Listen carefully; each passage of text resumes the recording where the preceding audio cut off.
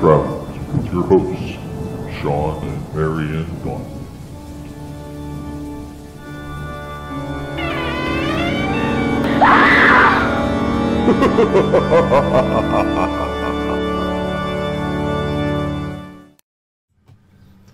Well, hello, Parapeeps, and welcome to another episode of Our Haunted Travels. Let's talk paranormal live. I am your host, Sean Donnelly. And I'm your co-host, Marianne Donnelly.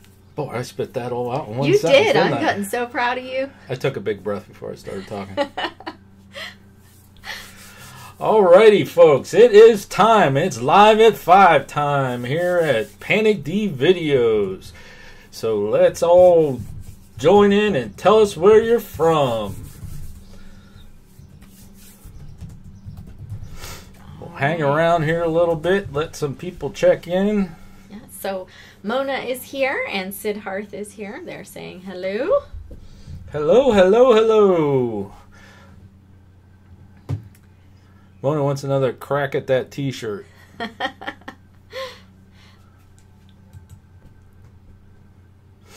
So, right. Talk a little bit there, dear, while I'm setting stuff up. Oh, That'd Richard nice. says hello as well. Welcome back, Hello, Richard. Awesome. So tonight we're going to have a variety of different things that we're going to be covering.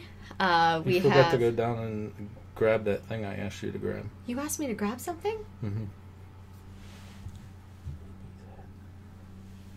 Oh, yeah. I did not. You did not. I did not. I can't do that.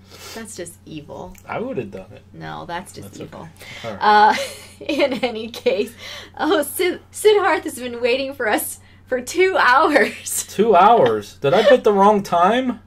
I hope I didn't put the wrong time. Yeah, we're always at 5. Did you put 3? I'll have to kick your butt I put if 5. you did. I think I put 5. If I put the wrong one, I apologize. This has been a crazy week, ending up with a crazy day. This happens to be, in our realm, our world, so to speak, graduation party season. So we actually went to 6 of them today. Yes. Yeah. And we ran around and we scheduled, okay, We started at the furthest and worked our way back home, and there was no, we can't stay. Oh, go ahead and have something to eat. Oh, no, we can't stay. Hop, pop, pop, pop. We have to be home by 5 o'clock so we could go live. So we ate at 2 of them. We had dessert at 1 of them. We just stopped and said hi at a couple of them. We chatted for a few minutes at 1 of them, but we didn't eat anything at that one. But it was crazy. But we made it back in time. We were here 7 minutes early. That's right, 7 minutes. We made it within 7 minutes. And the farthest one we went to was actually almost 40 minutes from the house. Yes. So we made it though, and let's see. Siddharth said no, he just didn't want to miss the video. So that's awesome. Thank you very much. ATJH Travels is here. Welcome. And yeah, that's what the secret was too. He wanted me to be mean. I was going to mean. I see your daughter's in the H-Cast 08, I believe. Yes, I think it is too. Yeah, I was going to put the bunny head on. And I said we can't do that. She said no. No. She axed it. I did. I said no, we cannot do that to her. He said you were afraid of the Easter bunny, and so we have an Easter bunny costume that we do for some of our green screen photography, and I said no, he was not going to torture you. So yeah, yes. So thank Mary. So it was in his thoughts, but I said no. So anyway, what else is going on in here? Cutest couple on YouTube. Who said that? Siddharth. Oh. Sid wants a t-shirt. We are good, Siddharth. Thank you. And yourself? Are you tired of sitting in one place waiting for the video? Hopefully it meets your expectations. You've been waiting. This table is about 6 inches too short. H-Cast 08 said no, not to do it, and thank you to me for not letting you do it, so you're welcome. Hey, Florida Pirate Adventures is here. How are ya? All right. Caught your video about the pirate invasion. That was awesome. I haven't checked to see if you replied back to my question. I was asking what were they invading, but I'll have to show you that. That was this morning. Okay. Joran is here again. Welcome back. ATGH Travel says that we should wear it on the live stream tomorrow night. You never know when he might pop up, especially if I send Marianne away and she leaves me home unattended. Hey, I was away yesterday. But there was no live streams. There wasn't, but you know what? I was away yesterday. You missed your opportunity. You never know. I'm going to let it die out and then it'll pop then up because remember. I think that is hilarious, but I'm just creepy like that. But. Oh my. All right, so let's do some housekeeping. Florida Pirate Adventure said that yes, they did respond to you. Okay, I'll have to check it. We'll have to check on that. I have to show Marianne that video anyways. We haven't been home in several hours. Yeah, we were out running around with all those parties, yes. Graduating students. So yes. All right, let's do a little bit of housekeeping, and then we'll come back and do a roll call. All right. Okay. Okay. So first of all, we want to thank our show producers. And let me bring that up so that you can see that, Mary. Yeah, it's helpful. Yes. All right. So 12 Night Horror, Penniless Scribe, and George Del 01. Ooh. Yes, thank you very much. Yes. I think this is at least the second time 12 Night Horror has been a producer. So yes. Awesome job, you guys. So here's how you can become a show producer. You follow us on Twitter. And our Twitter address is @PANICdVideos. And just like our tweets, retweet our tweets. Retweet our tweets, comment, all that stuff, and I get that little message at the end of the week and tells me who or the top 3 are, and they become our show producers. Hey, you've got like a multi-color thing going on there. That's right. We got the psychedelic thing going on, and they're all changing at different colors, which is kind of cool. Super cool. I couldn't do that again. It looks like a little again. Rainbow back there. I couldn't do that again on a bet, but that's kind of cool. Oh, goodness gracious. All right, so disclaimer, folks, we are live. This is a live stream, so therefore there is no editing, and I apologize in advance for making a fool of myself or saying something wrong like Thomas Jefferson instead of Thomas Edison. It will happen. Maybe. We'll see. The brain's kind of working a little bit good today. Yeah, you are doing pretty good today. All right, so as we get started, here's what we like you to do. Smash that like button and share us out on your social media. Let's get more people to the party. If you would, go ahead and tell them to come see the guy making a fool of himself that's going to give away a free t-shirt. Ooh, Mona, did you hear that? This week's giveaway is going to be a t-shirt. And later on today, we are going to be talking some more trivia about Thomas Edison. So I said Edison, not Jefferson. You did. And we have some shout-outs, some channel shout-outs. Mm-hmm.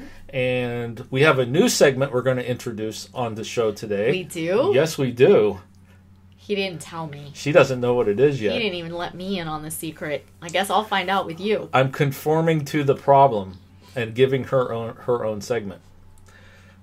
Enough said. We'll talk about that later. I'm going to be sleeping on the couch tonight by the time this one's over. But that's okay. All right, dear. Are we ready to do a roll call? All right, let's roll call. I need sound effects. We have Mona and Sidharth and HCast008, Richard Larison. We have ATGH Travels. We have Florida Pirate Adventures. We have Joran. I'm just going through. I think that's everybody who has said hello. We have others watching in the room, apparently, according to the little number tally there. But these are the ones who said hello so far. So hello to all of you. Okay, if you are watching us on Twitter or Facebook, because I did post it out there several different places, we do not see your comments. You have to come on over to the YouTube channel. Oh, dear. Create an account and sub to our channel. I'm so sorry. Yeah. This is water. But welcome to all of you. Even if you're not going to say hello, I often am just a voyeur as well. So I understand you. She's one of them creepy voyeurs. I am. I just kind of watch and see what's going on. I don't really say much most of the time. I did start to say something last couple days ago. 2 days in a row I said stuff on you did. Pusha Studios. You're actually starting to comment. I did. It took me a long time though, but You're getting there. I'm we'll working see on you. We'll see if it happens again. It took me 3 years to get her to go on to Facebook. True. And now I can't get her off. Yeah, but I got myself on eBay. Yeah. Which, by the way, did you... No! Oh, I wanted to show off my treasures. Just hold on. I have it planned out. Okay. We need to talk about how to become a parapeep. Okay? Okay. All right. Tell us, Sean. How do you become a parapeep? I want you to tell us. Go ahead. Do? I do it every year. Go ahead. You do it every year? Wow. Yeah, every year. All right. There we go. It's starting to go, folks. I'm telling you. It's starting to go. There's all that planning today on how to get everything and be back here with 7 minutes before we go live. Yeah, he thinks he's been doing this for years. All right, so to become a parapeep, please, first of all, subscribe. A certified parapeep. Yes, subscribe to our channel. Then go ahead and hit the bell on your page there so that you can know when we're going to post a video so you don't miss anything. Please like our videos. Comment on our videos, and most of you in the chat room already today have done that today. And if you would be so kind, tell some friends and share our videos. Please email us at PANICdVideos@gmail.com, and we will send you an official Parapeep certified member certificate. And it will have your name or your channel, whatever you ask us to put on there, we will do that. All right. You did that well. Did I? Aw, thanks. Yes, you did. Hey, I've been Chris doing Mohan. it for years. Yeah. Chris Mohan says hello. What's up, Chris? You ready to go back to work, bud? You done with your vacation? You ready to come back to work? I'm ready for you to come back to work. Oh, goodness gracious. So, yeah, go ahead and do what Marianne just said and send it to us. And next week I'm going to get caught up on certificates. I already have about, I think, 4 or 5 of them that I got to do. I'm a little bit behind. You didn't send out Parapeep certificates. I'm sorry. I've been a little busy. Yeah, Chris Mohan, he decided not to, go to work for a week or so. So, you had a little backed up. You had to do even Chris. more work at work, and so, oh well. Pam's Great Outdoor Adventures, welcome. Nice to meet you too. And they know Jorannon Pirates, so thank you. All right, so we ready to give something away from last week? Sure. Last week's giveaway was for, got it right here, right there, the Ghostbusters thumb drive and eraser combo. Yeah. Ooh. All right. So, listen. I'm going to tell you guys, you have to follow the directions on how to do it because we only had actually 3 that did it, but Mona's been nagging me about winning something, so she made the list. Oh, she did. Okay. So, Mona, you're on the list for this, but if you win this, I'm going to substitute and send you a t-shirt or send you both. I don't care because we've been every time we run into each other, he's like, t-shirt. Yeah. T-shirt. So, anyways, here are the people who actually sent us an email and told us to enter. We got Andrew Kitchens, Chris Mohan, Bill Cook, and Mona is in there. So, let me bring up the little... Where what is are it? you clicking on? All these different screens. Too many buttons for you, huh? All right, you guys ready? You ready? I'm ready. I am ready. Let's do it. All right. Everybody in the chat room's ready, right? Here we go. All right, and the spinning wheel is spinning. Andrew Kitchens. He won last week. He did. That's 2 weeks in a row. That's unheard of. That's all right. So he's going to get a t-shirt and a thumb drive. The thumb drive, yes. So congratulations, Andrew. You must have been shining up your, what do you call those things where you get your wishes? Genie bottle. The genie bottle. You must have been shining up your genie bottle, wishing and wishing and wishing that you were going to win. Mona, you need to take and do the same. You need to get out your genie bottle and start. Mona wants a t-shirt, which, by the way, a good segue.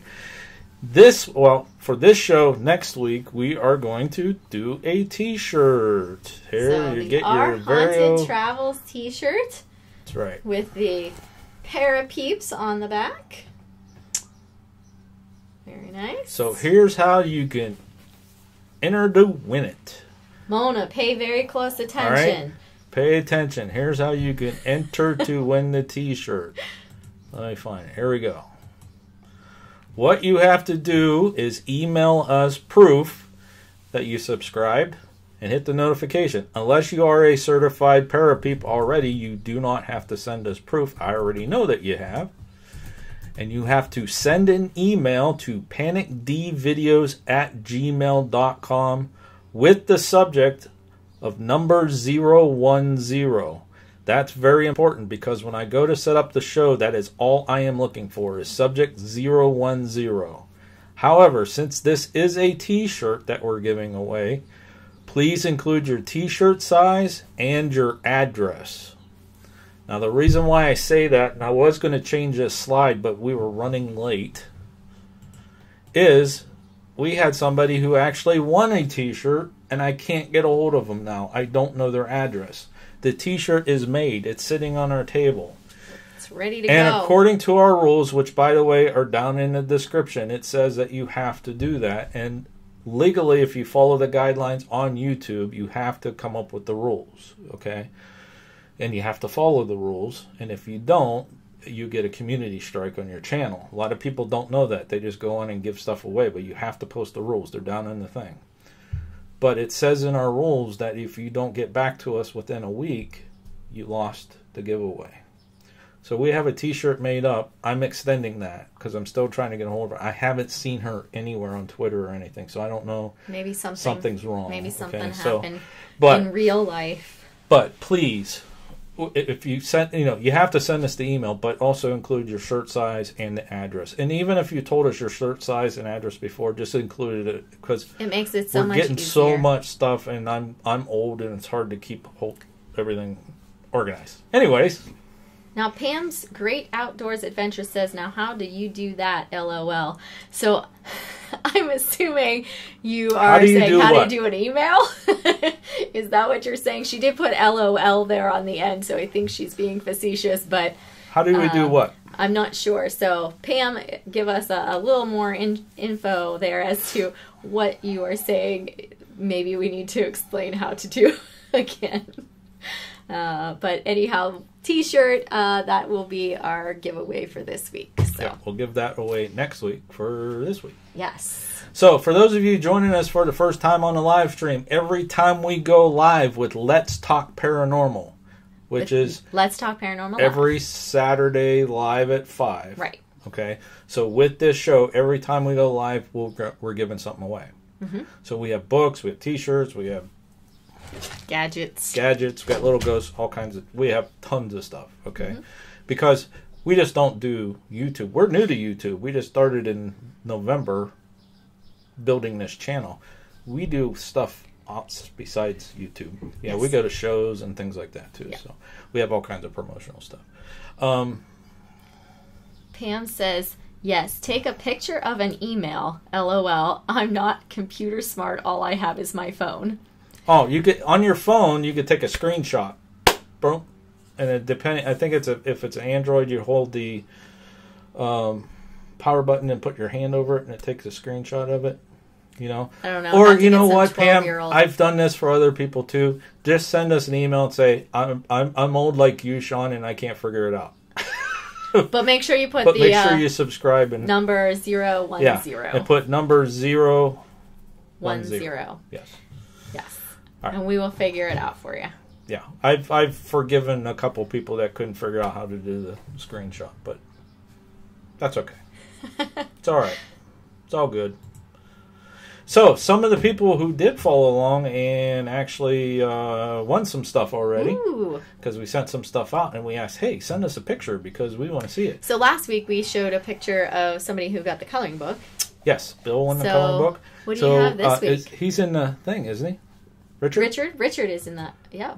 There you go, buddy. He sent us a picture. You won the Zinner cards. Look at you. Thank you for sending the picture. Did you try them out yet? If you did, and you tried them out on anybody, did you have anybody who you thought was maybe a little extra sensory perceptive there? So, let us know. All right. Okay. I haven't seen them pop in, but... Not at this time. That's okay. Maybe they'll catch us on the replay. Sidharth says for Pam to press the power button and hold either the volume up or volume down button, and that will take a screenshot. And Florida Pirate Adventures says, have you heard about Robert the Doll down in the Keys? And Absolutely. Yes, we have. Absolutely. We have visited him. We actually have a video out there if you search our channel, visiting Robert, or paying our respects to Robert the Doll is the name of it. Yes. We were down in the Keys and did a ghost tour, saw Robert the Doll, and then we went back the following day and spent some time with him and did some video, and we asked our permission, or his permission to do it. But absolutely, we did. Robert the Doll went to Artist House, the place we stayed at had paranormal claims. We did Ernest Hemingway's house, the Lighthouse. We were all over Key West. Yeah. Fort Zachary Thomas, all that stuff too. Taylor. So. Taylor. That's okay. You have a trouble with last names. I know. Have you noticed that? It's horrid. Yeah. All right. So Richard says that he has not done any of the Zenner cards with anybody yet, and Pam wants to know our email again. So would you please? Okay, Pam. If you look right above my head, there it is, right there. PANICdVideos@gmail.com. It's gonna pop up here. It keeps scrolling, and that slide will come up here in a second again too. Actually, I'll just bring it back up. I think. Yeah, there you go. There you go. So it's right there, PANICdVideos@gmail.com, and put the subject number 010. Which, by the way, we're going to start changing those from numbers. You are? Yeah. Well, I was using the numbers because this is the show number. Yeah. What are you going to change them to? Because I don't want, as we grow, people are just going to say, I'm not going to watch. I'm just going to... Oh, you see what you're going to get So we're going to start using fancy buzzwords. Ooh. And I was thinking about using phonograph for this one. But I thought number 10 we'll put out there. Because this is our 10th Let's Talk Paranormal. I can't believe it's been 10 weeks already. 10 weeks. That's crazy. Yes. 10 weeks. Wow. And another thing that's exciting, which I'm going to talk about here in a little bit, next week is location number 25. Ooh, we have all kinds of little mini anniversaries coming up, huh? Yeah, we do. Wow. Little mini anniversaries. Cool. So for those of you who are new to our channel and really don't know what we do, okay, we travel around the United States to different locations that have paranormal claims. We have a database, which is PANICd.com, that has over 800 locations documented into it, and I'm adding stuff all the time as I get time because people were telling me and adding to it. So we started traveling to those locations that's in the database, and this summer we're going to break 200. We're at 190, and I found 2 more that we've been to that's not in the database. You keep saying we're right around 200. It's 196, something like that, but I know there's like 2 to 4 that I was going to do that actually this weekend. You're going to actually officially make a count? Well, the ones that I'm missing. Oh, okay. And if I could find, like, for example, the train depot at Gettysburg's not in there, but we've got a paranormal claim, so now I can add it. So, do you have something in our rules that says the giveaways are only in America? Because Sidharth is sad, giveaway only in America, and I thought that was not the case. That's not the case. If that says that in the rules, that's wrong. It's not just America. I will go and check that. It's not just in America. We ship international because now we have that figured out how to do that. So I will go and change that. So you are able to internet. We can't just do United States because you guys, not everybody's in the United States. And a lot of our fans are actually from outside the U.S. Yeah. We have a lot of UK and Canadian and... bonus from Sweden. Sweden, that's another one. We've gotten a couple from Sweden. So, speaking of Canada, another winner, and this isn't the winner thing, but I want to give a shout out to Pusha Studios.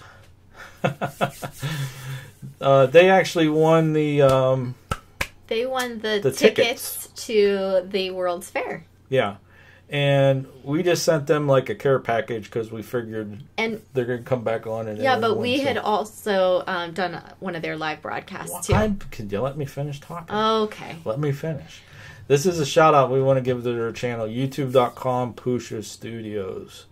We are there on their live stream almost every night. They go live 6 days a week on their own channel. Yeah. At 8 p.m. Eastern. Yes. And we enjoy it tremendously. We started out by they got a hold of us actually through Twitter and asked us to come on their show as a guest, and we did. And then we started, hanging around and watching the show, and they feature other YouTube channels, and it's a big diverse collection of different things that people are doing on YouTube, and it's very enjoyable. It's actually replaced our television. Yeah, we haven't watched any television at all since we started watching Pusha Studios. Yeah. So Andrew on here, we were doing our when we were on their show, Andrew said that he was a skeptic. He did not believe in ghosts or any of that haunted stuff. Yeah, so we had to customize their However, shirts. She is a believer, and so we kind of chit-chatted about the fact that I'm the skeptic and Sean's a believer, and so we decided that when we sent them their prize that we were going to send them a thank you for having us on their show as well, and kind of mention that we definitely thought it was amusing that the two of us are opposite of theirs, and yeah, so that's kind of cool. So Mona, when you win the T-shirt, we might have to customize yours because I want a picture back from Sweden. Yeah, I nagged forever to get this shirt. I went on 50 live streams, and all I got with this T-shirt. There you go. That's pretty good. Goodness gracious. All right, can you put up that screen one more time for how to enter the for the T-shirt? The T-shirt, yes. Because we have some people in the chat room who would still like a little bit more information on that. So do one more time. So this week we are giving away a T-shirt. Please make sure you email us proof of your subscription and a notification to PANICdVideos@gmail.com. This week you're going to give us the subject of number 010. And please, since this is a T-shirt, go ahead, put your T-shirt size and your address in there so we can send it off to you. All right. Thank you.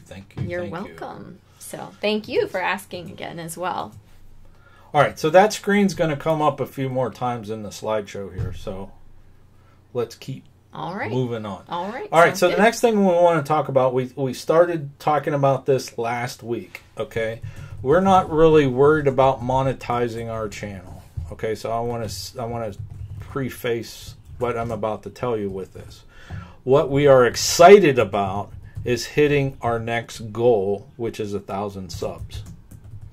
So we're planning a big giveaway for our 1,000 subs. So what I wanted to do is, as we progress, because this is all up to you guys, share our channel, get other parapeeps in, and tell them whether you like us, or if you tell them, hey, these guys are horrible, stay away. Wow. That's okay too, I guess. Anyways, so I want to give you an update as we approach the 1,000. Okay. All right, so here's where we're at. As of today, we have 880 subs with 2,032 hours watch time. So our next goal is the 1,000 subs to 4,000 hours. That's what you need to become YouTube partner verified. And when we do that... And what does that do for you? Well, what that does when you become partner verified is you can monetize your videos.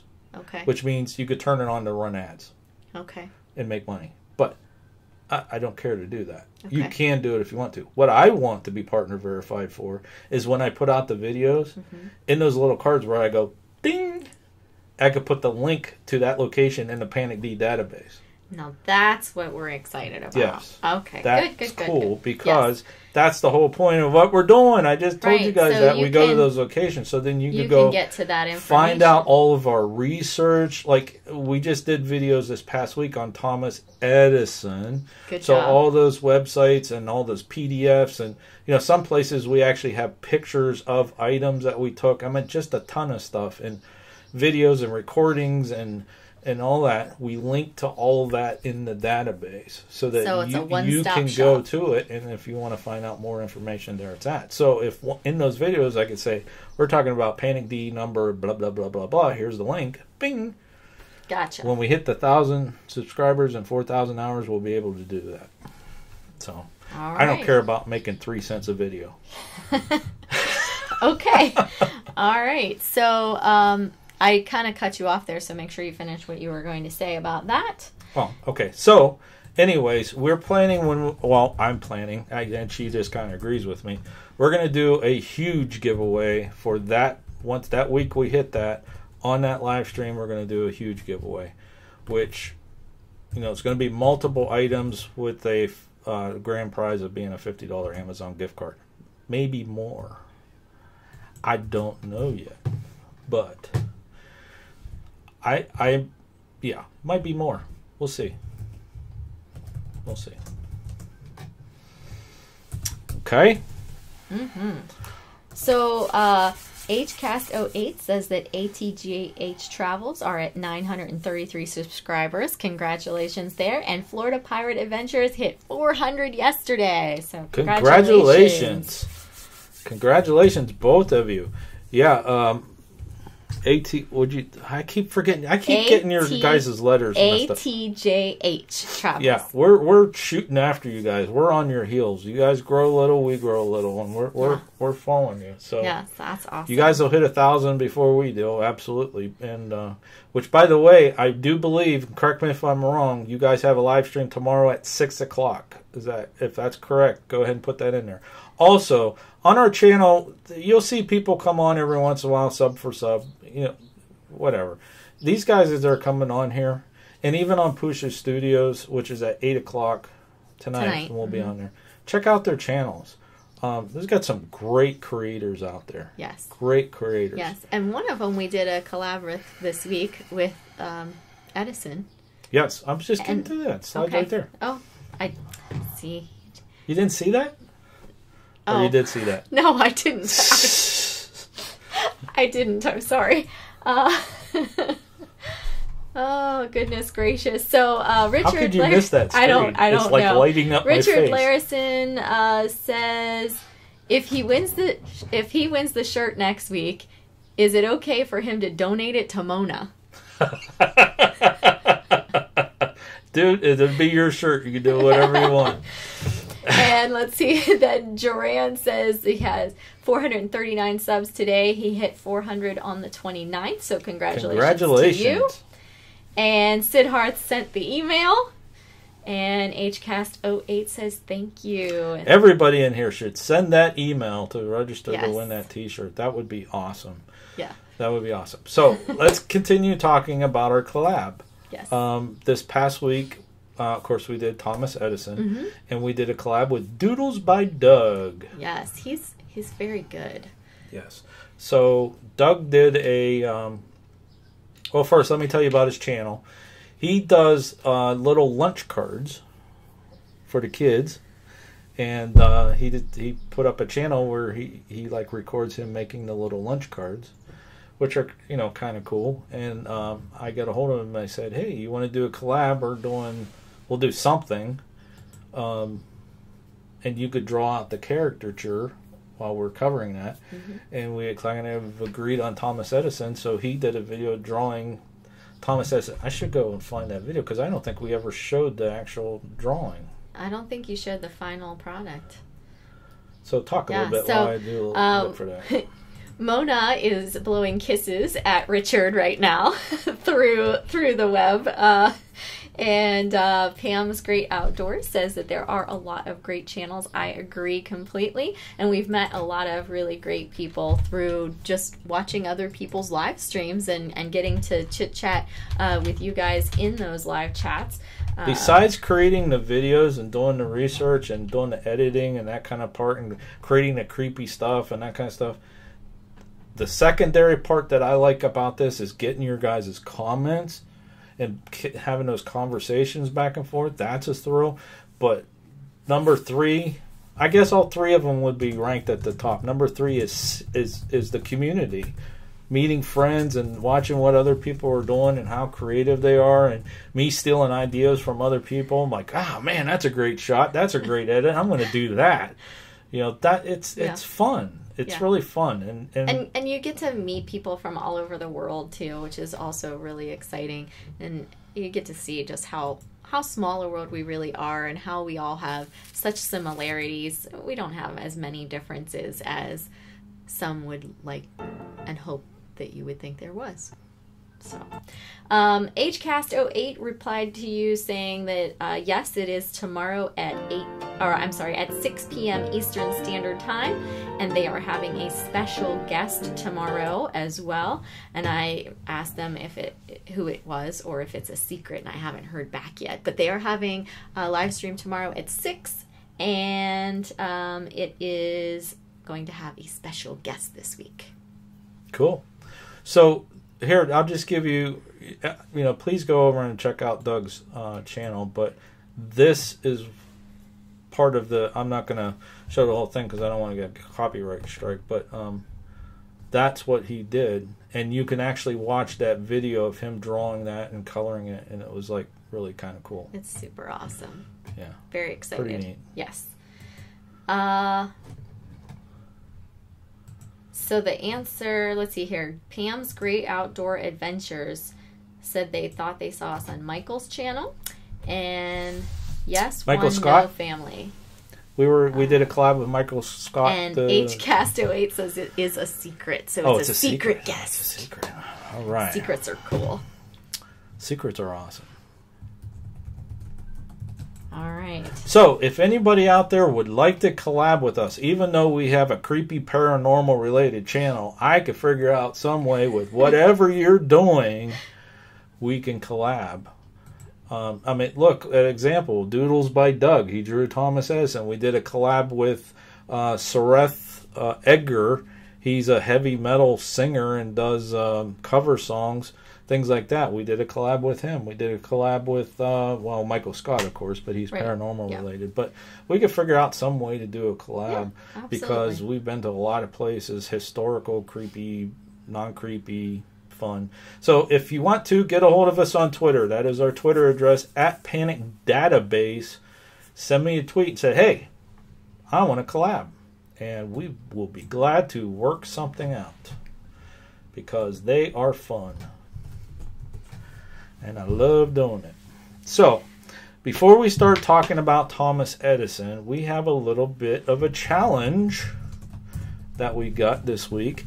I try as much as possible, and I need to do this more, okay? A lot of times I'll pop around on other people's channels and watch their videos, and I hit the like and I leave a comment, and I'm trying to do more of that, okay? So, one day I'm sitting at work, but I was sitting at work drinking my coffee. I was waiting on something to take place, and I thought I don't want to start a project right now. So, because I knew the vendor was going to show up any minute for a meeting. So I popped on to take a look at Michael Fayer, I think that's how you pronounce it. Michael Fayer Jr.'s page. I've been following him for a while, and every once in a while when I get a chance, I pop up and catch his videos.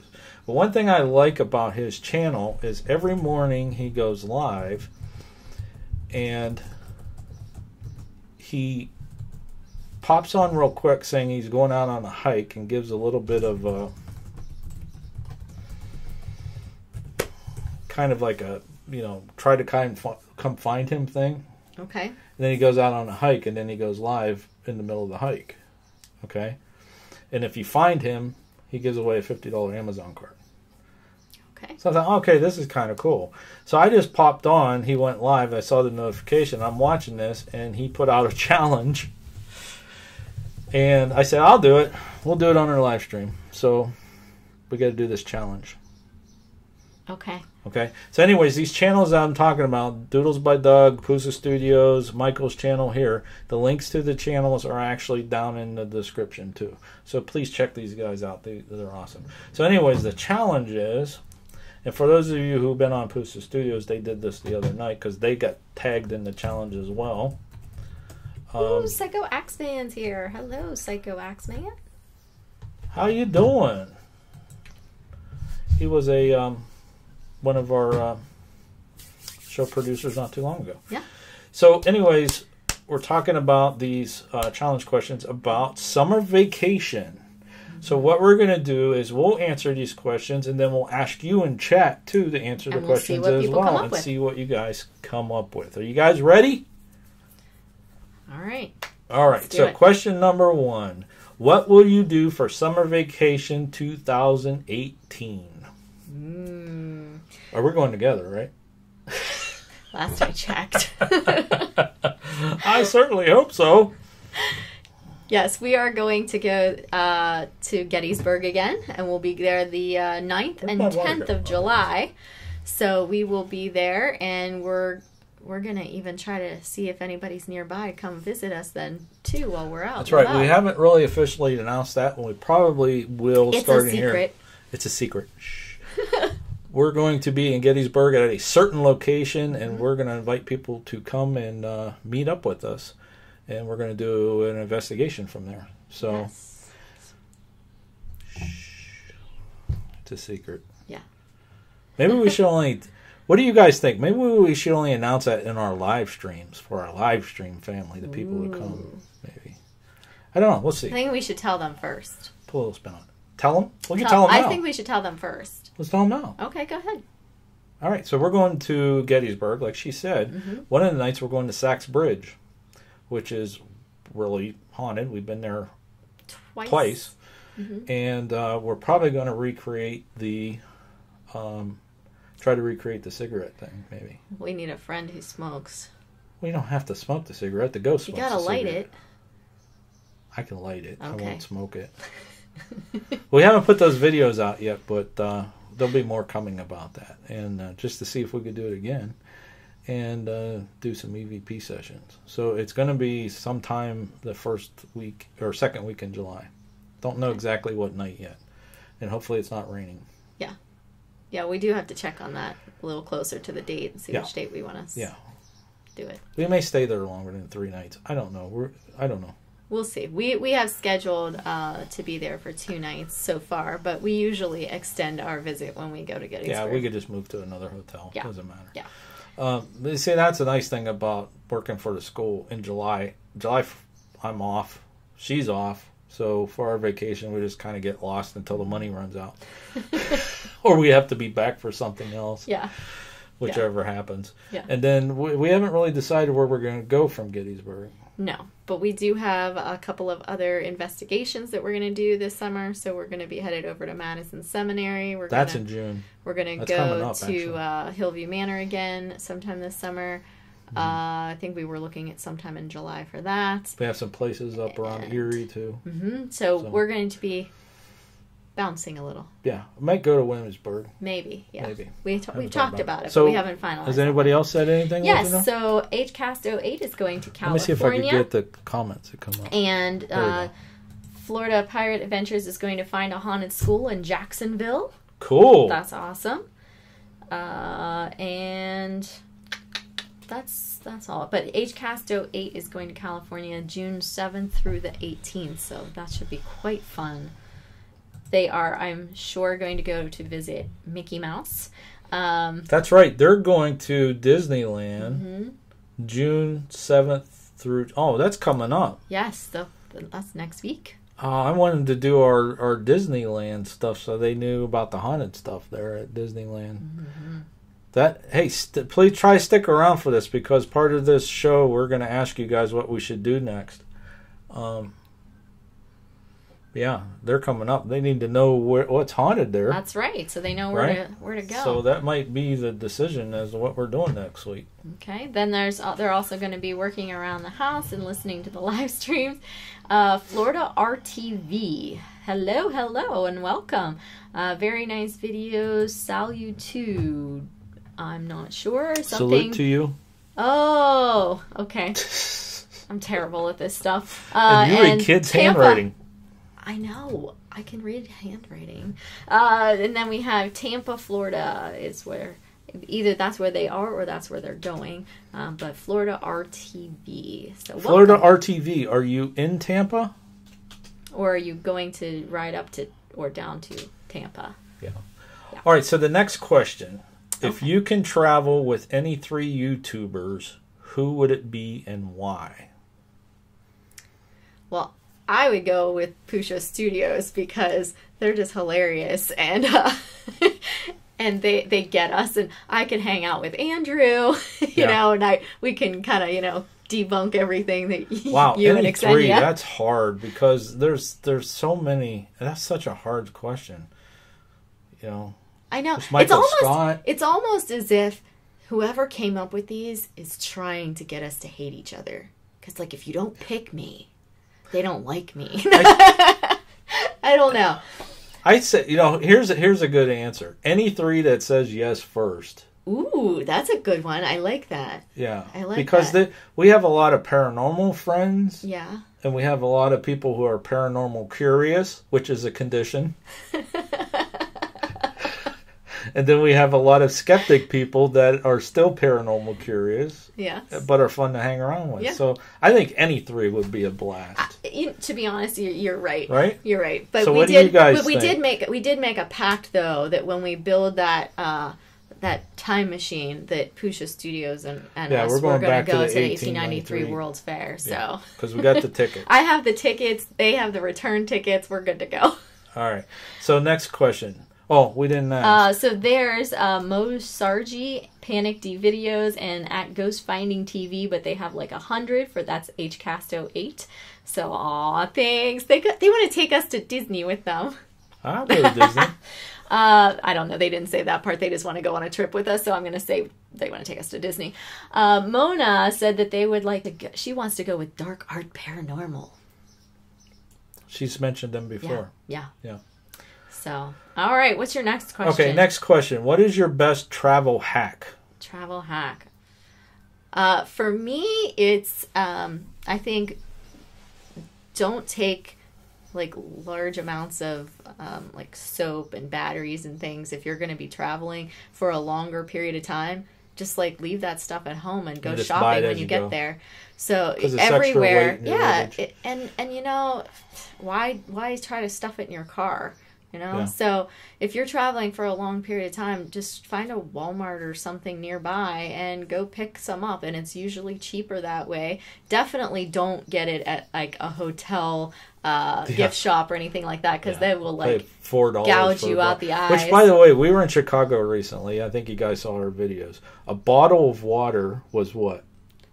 Oh gosh, I think it was like $4 something. $4 something, and you just walked next door to a drugstore and got like a whole gallon for like $1.88. Yeah. Yeah. It was a block and a half over. You pay for convenience. So yeah. I think mine is our cooler that we have. If it's not really super hot, that plugs into the cigarette lighter in the back of the car when we're driving, because I load it up with water. I go through a ton of. You guys even see me during the videos. I'm drinking water. I'm constantly drinking water because I get dry. But my throat gets dry. And even when it's like 400 degrees outside and I'm melting like an ice cream cone, I have to drink a ton of water. So I love that. I could load up a case of water in that thing and it keeps it cold. So. Yeah. So Sid Harth says that he wants to go with us and Michael Scott. That'd be super cool. Be a party. Mm-hmm. And let's see. HCast08 says they don't have a travel hack. They have no clue. No. So, yeah, you guys are heading over to California, and you guys are going to be there for like a week. I would definitely when you get there, hit up a Walmart or something like that and pick those up. And definitely the same thing with water. When you get to one of those places, you're going to be there for a while. Yeah, get it in a Grab store. That, don't buy it. That, batteries, and, like shampoo, conditioner, that kind of stuff. Okay, so next question. What is the worst travel hack? The worst travel hack. I got another best and worst.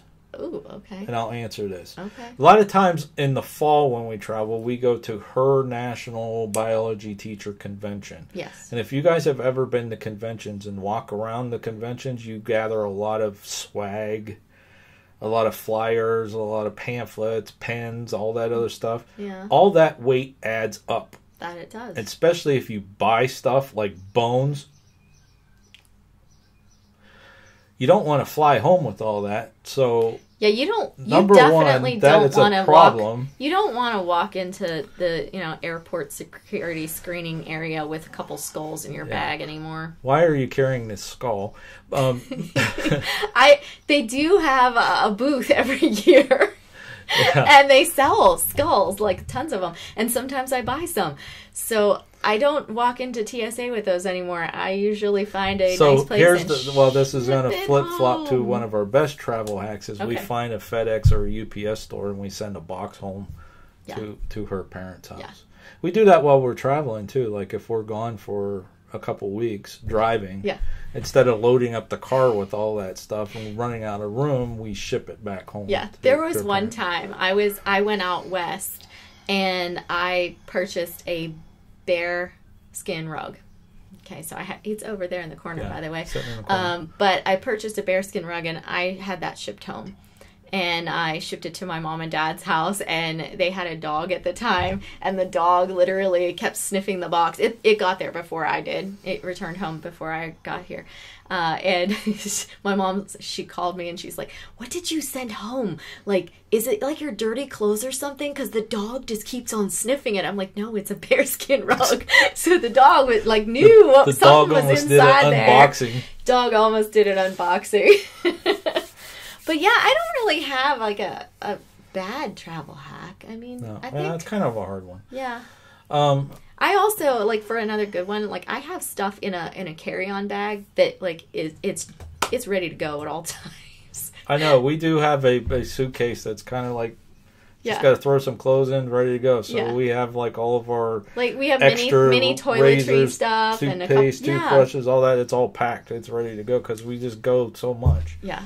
And, sometimes too, we work 28 miles away from our home. Sometimes if we have a busy week, we might get a hotel room by work and not have to worry about. Yeah, and if I have to work late, she has to work late. Yeah, we do that a couple times a year, especially if it's an event that we're going to be there until after midnight and be there back the next day by 5 a.m. Why worry about it? Just get a room and jerky a little bit. The screen was a little jerky. So. Beauty in the Burr. You really need to practice those names. I'm just going to call you Beauty. So Beauty's here. Hi, Beauty. And Beauty and Mona know each other. So that's awesome. And Pam says hi to Chris. They might not know each other. They might just be saying hi. Well, that's all right. Yeah. All right, let's keep going. All right, so tell us the most memorable vacation as a kid. My family, we went somewhere every year when I was a kid, and we tried to do a lot of historical things. We did go to Disney a couple times. We went to racetracks because my dad was into NASCAR. Of course, I was too as a kid. So we did those, but I think my favorite things were any place that had an old town built that you can like go into like the buildings that were created to look like old times. So and it didn't matter. Wonder where the Lord Haunted Travels passion really started. comes from. Yeah, but that's kind of it. Like we went to several different places like that, and those were always my favorites. Mine wasn't a vacation because not that I won any type of sympathy, but I didn't really do too many vacations as a kid. But field trip. Okay. As a kid, we went to an old village. Really? Yours is the same as mine? Yep, that's awesome. Yep, that was my favorite. And I remember there was a candy store where you could buy old-time rock candy. Yeah. And I thought that was the coolest thing in the world. That's It was awesome. like the stick and it had the little sugar cube candy on it. Uh-huh. I remember that like it was yesterday. I don't know why. I can't tell you the name of it, but it was cool. It was a cool trip. That's awesome. I can't believe that was like my favorite and your favorite were the old towns. Our haunted travels were meant to be together. Wow. All right, so what about you guys? What was your most memorable vacation as a kid? HCast08 says Tennessee. Tennessee. Richard Larison says Washington, D.C. back in the day. Is that back before all of the like super security stuff? I know. It takes you like a half a day to get into someplace. Yeah. So they had those. I think that's all that they said so far. So Washington, D.C., and Tennessee seem to be their favorites so far. We're at in Tennessee, just to be a little bit more specific. Because Tennessee is kind of like it's weird. It's short and long. Yeah. So if you say like center, like the Gatlinburg area, Pigeon Forge, we've been there. Haven't been to Nashville, but we've been to Memphis. Yes. Yes, we So have. we gotta hit like the Nashville area at some point, but I love Memphis. Oh, I love Memphis, Tennessee. Yeah, you do. I like Gatlinburg and Pigeon Forge too. Pigeon Forge is what HCast08 says. Yep, so. Been there a few times. Actually, I have a well, she's still my stepdaughter. She lives in Pigeon Forge. Yeah, Ashley lives in Pigeon Forge. And you took me there for our honeymoon. Yep. It's one of the stops on our trip. Yep, her and her husband work as a veterinary type thing for one of those shows that have the horses. Psycho Axeman says Disneyland barfed on the spinning cups. Oh man, I would barf too on the spinning cup. I'd barf watching the spinning cups. T-Throng, welcome. He says Florida, Kennedy Space Center, and SeaWorld. We were there on our honeymoon. We were there we took a long honeymoon. We had a 19-day honeymoon. Yeah. So we did a lot of these places on our honeymoon too. So that's awesome. The second time we went back to Florida, we always fly into Orlando in the center and kind of drive to wherever. Second time when we went back, we went to Discovery Cove. You know, if you like SeaWorld, it's owned by SeaWorld, yes. And we got to swim with the dolphins. Yeah, that was cool. And stingrays. I was going to say the stingrays was really awesome. Yeah, that was like neat. I had always wanted, but it was cool. I had always wanted to swim with dolphins and sharks. I haven't done the shark yet. Okay, well, you're going to be doing that by yourself. I ain't getting in the shark-infested water. That's just stupid. And it's like jumping out. So we did check one off my bucket list there, but at Discovery Cove, it was super awesome to be in the stingray pools. Was really. I was a little nervous about them dolphins. Those things are huge, man. I was nervous about the giant stingrays that were like bigger than me. Yeah, but they took the stingers out of them. Yeah, but still, they're like bigger than me. But it was super cool. It was awesome. Let's see here. We have West Virginia at my aunt's farm riding the calves from Pam. And HCast08 loves the spinning rides. And Sidharth wants to know if we have kids. No, we do not. No, we work for a school district. I have 150 a day at school. Working for a school is a great birth control. And sorry. Pam said Kentucky as well. So Pam said Kentucky also. All right, so let's go on to this next one. All right. Tell us a vacation nightmare. You mean besides when we went to Tennessee and you bought a guitar at the Gibson factory? That wasn't a nightmare for me. It was a nightmare for me. I got the phone calls from my credit card company going, we have this suspicious charge, and I'm like, yeah, it's my husband. It's okay. He's doing it. Yeah. It's him. Blame him. Yeah, I'd have to say when we were on a trip, one of my biology trips, and we had a delay on the tarmac. About flying out to Albuquerque, New Mexico. Yep. Yeah. That's the one. That was a nightmare. We were sitting on the plane and there was a storm up in Cleveland. The plane wouldn't take off. We missed the connecting flight, got stuck in Houston. I hate Houston. I've not actually gone anywhere in You Houston. hate the Houston airport. But I hate Houston because every time I go to Houston in We the have airport, problems. I have problems. So I've just got this thing in my head that like I hate Houston. So I need somebody to tell me how awesome Houston is so that I want to go there. So, yeah, we missed our connecting flight, and our luggage already went on to Albuquerque. So when we got there, they said, well, we'll put you up in the hotel room. Well, most of our stuff was in our luggage. We didn't even carry stuff on our travel on. Everything was starving. in our packed luggage because that was a nightmare. Because it was in the time period you're not allowed to take any liquids or anything, you know. So literally, I packed all of our toiletries, everything in the main luggage, and then the carry-on I just had like, you know, the stuff for my conference so that I could read about what I could go and do every day on the plane ride there. So literally our carry-on luggage had nothing in it. So we had no change of clothes, we had no toiletries. It was horrible. So I had a horrible experience there. That's my hate. Okay, so T Throng is asking, well, let me back up one. Andrew Kitchen. Pantages Theater in Toronto. Back in high school. Okay, so T Throng is saying, did you go to Xanadu while in Florida? No, we didn't, not. But I have heard about that. Mm-hmm. No, I didn't. We didn't make it there. Discovery Cove is a dream. Yeah, it's highly recommended. It's expensive, but it's very awesome. Cool. You just pay one flat fee, and you don't have to carry any money with you. If you want something to eat, you just go up to the thing and get it. And yeah, that's pretty awesome. Disneyland. My vacation nightmare was in Niagara Falls, and when I walked out of the hotel, I screamed, "It smells like buffalo out here," and everyone looked at me. That'd be a nightmare too. Smells like buffalo out here. You know, how do you know what buffalo smells like? You know, there was a time when I was on vacation. It smells like buffalo out here. And we walked out of our hotel room. It was on a trip to Florida once. I don't know if we were actually in Florida yet or not. But we opened the door to our hotel room and we walked outside and everything was covered in cicadas. Literally the entire walls of the hotel, all the cars. Like buffalo? It didn't smell like buffalo, but I remember that. It was pretty creepy as well. Let's see here. Simona says, the Swedish mountains during the winter, we slept in a tent. And I was so scared that bears would eat us. I wouldn't. You got me in a tent and it was like freezing cold and it was May. I couldn't imagine doing it on purpose in winter. Oh. All right, let's move on. The next one.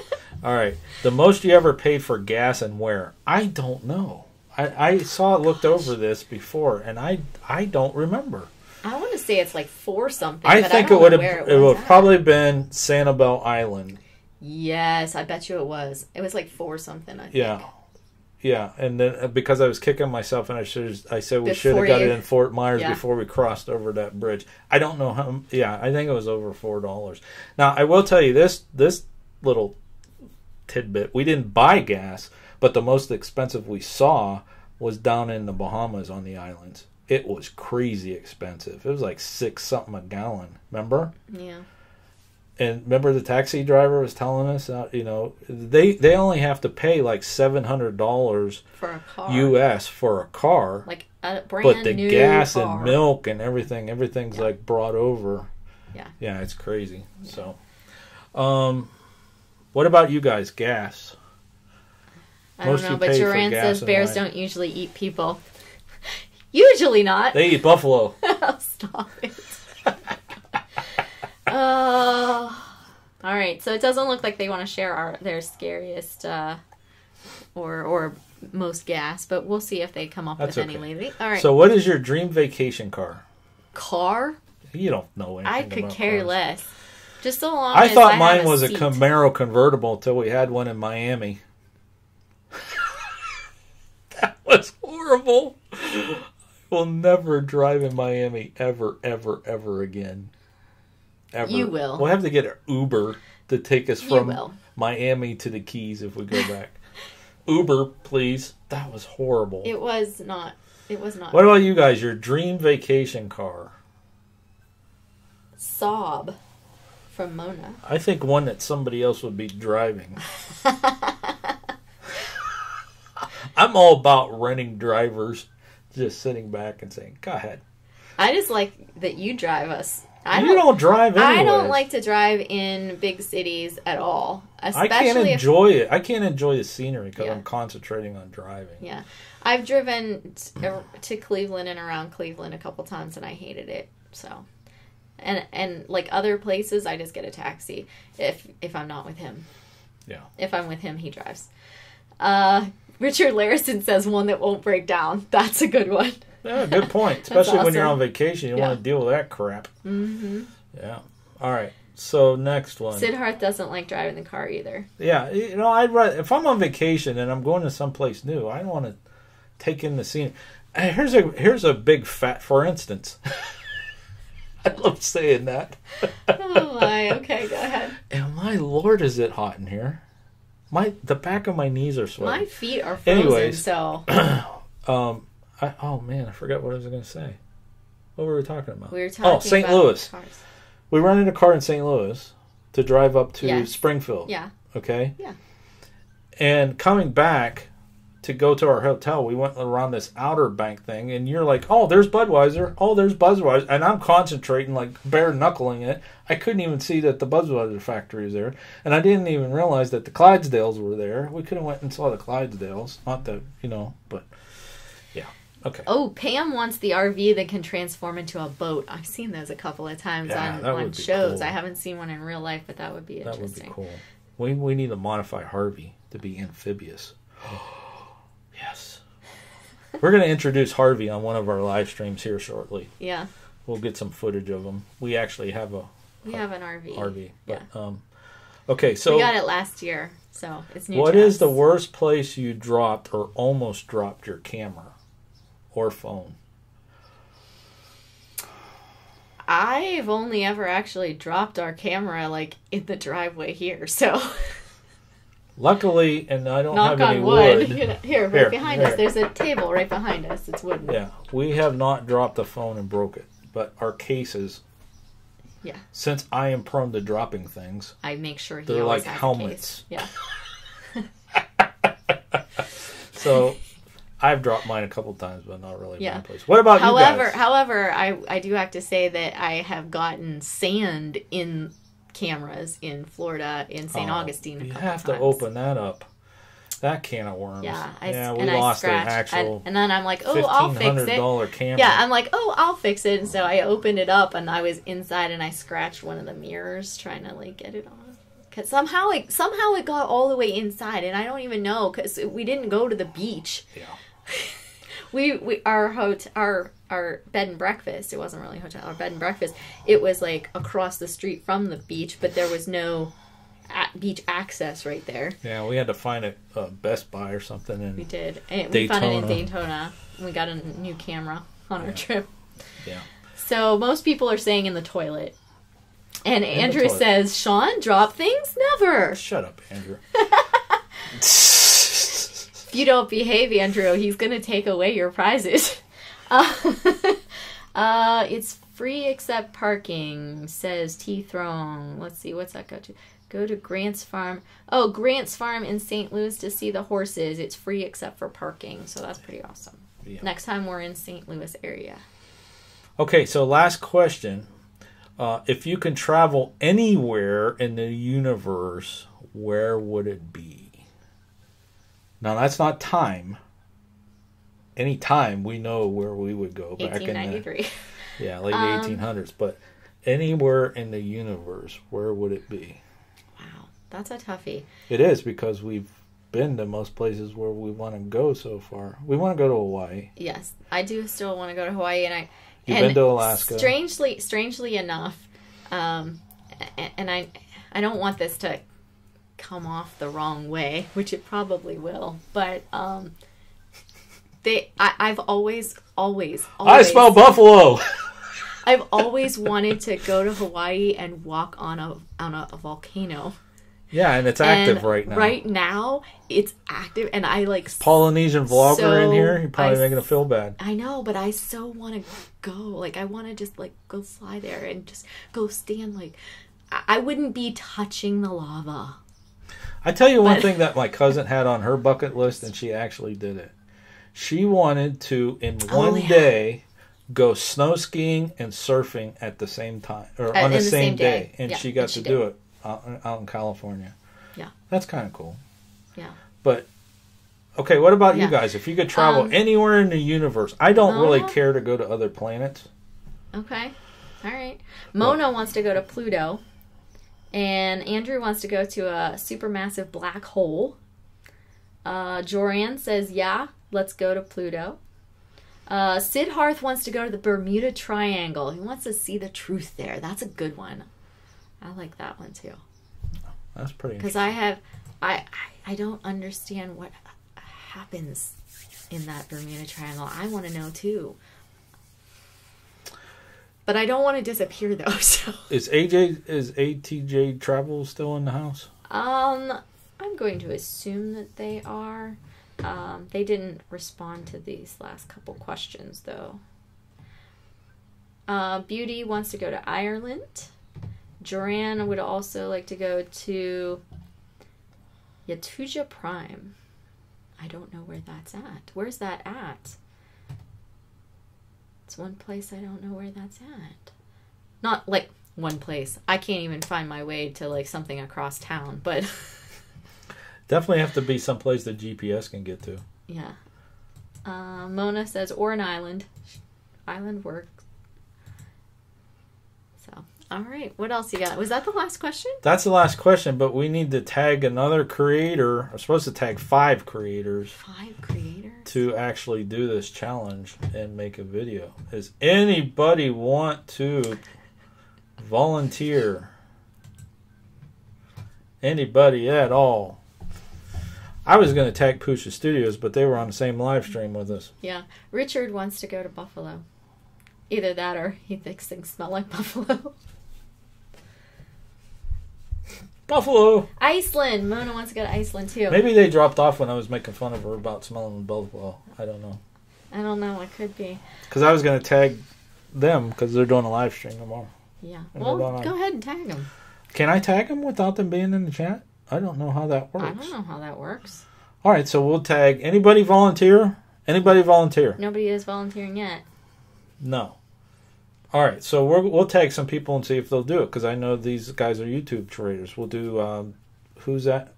Who was that? ATGH Travels. Thank you. I just need to put a stick-it note right here what it is. We're going to tag them. Okay. And we'll tag, let's tag Michael Scott on his vlogging channel. Okay. All right. Okay. Okay. How about Abraxas? Okay. Okay. We'll tag him. Abra. Anybody you want to volunteer that's in the chat that's a creator? I don't know if anybody in the chat's creators. Beauty Dubois. Let me look at your channel.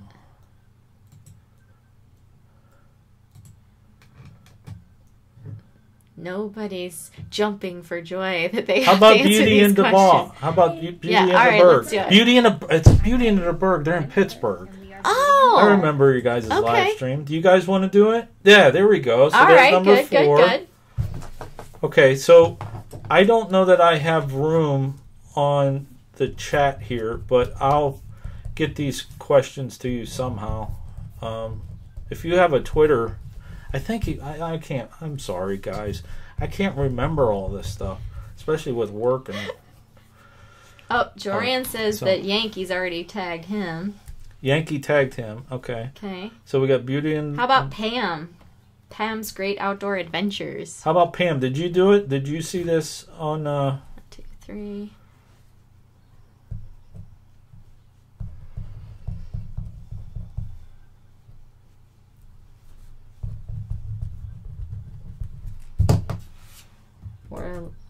We're just checking here on Twitter. Same name. Okay, I'll if I don't follow you, I'll follow you guys on Twitter, and I go back through these too, and I make sure I hook up with everybody and your channel. I remember when I brought your channel up, we were watching. You guys are the ones that did the live stream when you hit that certain level and you set off fireworks, and I kept saying set them off in the house. Oh, them! Oh, okay. Yeah. All right. Okay. Yeah. All right.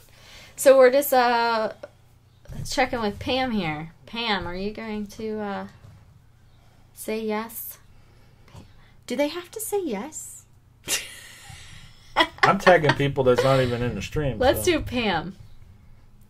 I want to do Pam. All right, tag. We're done. All right. Mary wants to do Pam's Great Outdoor Adventures. I don't know if you guys did it already, though. If you did, I guess we tagged you, but I don't know the rules.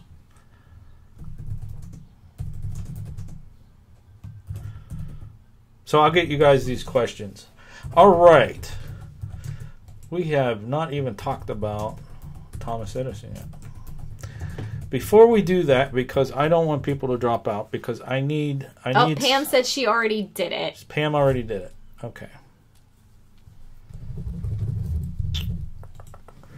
So we need one more.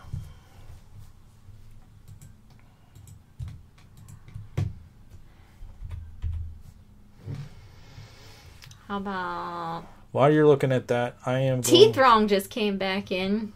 I don't know if T-Throng's a creator. I don't know if he's a creator or not.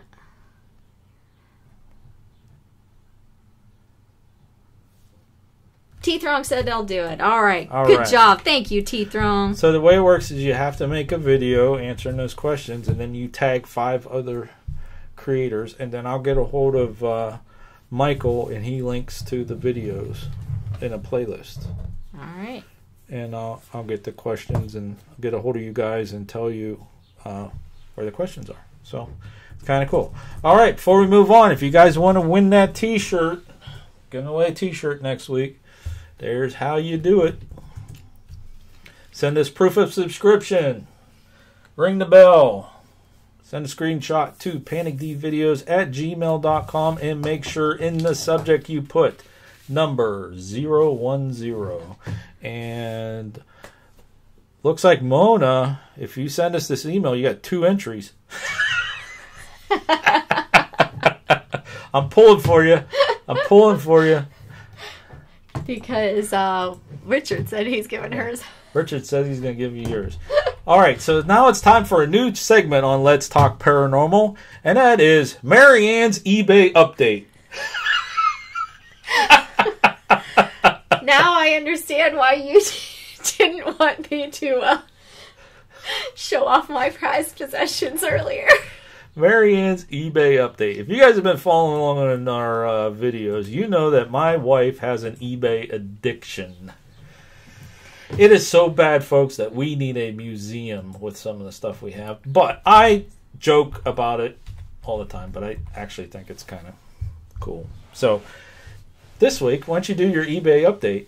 All right. What are the new things? Well, so this is a little bit different. She can't wait to unbox them on the air. That's just not going to happen. Because as soon as that box comes, she has to open it up and go to eBay and give them their thumbs up and like, credits and stuff like that. So the camera's up there, dear. All right. Well, are you ready? Yeah, we're ready. All right. So this week we're talking about Thomas Edison. So I went ahead and I purchased 2 of the Edison tubes. These are actually the first records. Yeah. So they are, the cylinder records. So I bought 2 of those this week. They're both marked at 1907. So they were not, unfortunately, made at Menlo Park. But this one is a Christmas one. I can't see, it's too dark in here. Santa's Christmas song. And the other one, number 9487, that one is, I can't see it either. I need a light. This one says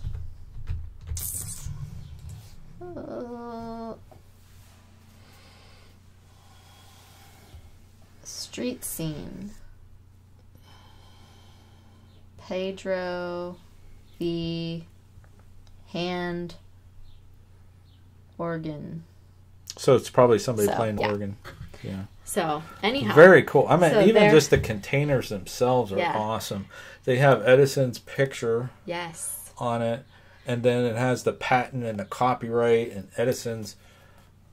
Yeah, and by the way, it says that they can't sell these for less than 35 cents a piece. Yeah, he set the price. Yes. As part of that. Yeah. But the thing is on these little containers here, nowhere on the container anywhere does it say what record it is. You actually have to open it up and read the actual cylinder itself. Yeah. Now this one here says Edison record on the top of it, and this one has a number on the top of it.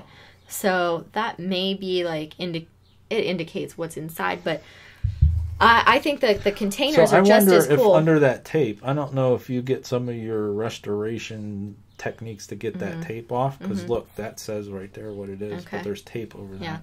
Yeah. I think that the boxes are super cool. I mean, the Edison tube is awesome, but the boxes are designed and they have like a fabric felt on the inside to keep this from scratching, to protect all the ridges, because these are just wax. And it's like a round record album. Yeah, but it's just wax. It's not the plastic that the current records. So what year were these? 1907. 1907. Yeah. Well, it says Very that cool. the pretty cool. April 23rd, 1907 was the last patent date that's on so here. Mona asked, what do you do with it? Mona, I think you commented, did you watch the video the middle of the week? I think it was Thursday. The one we did Doodles by Doug with, where it had the original Edison phonograph.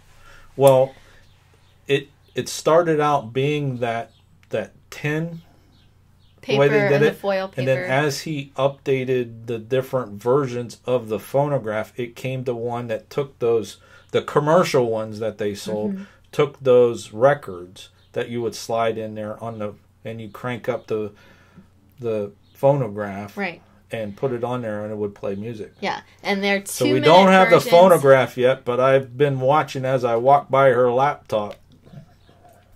There's 2-minute versions and there's 4-minute versions, and these are supposedly the 2-minute versions. So I need to get a 2-minute phonograph. So this is how records. So right now, Mona, started.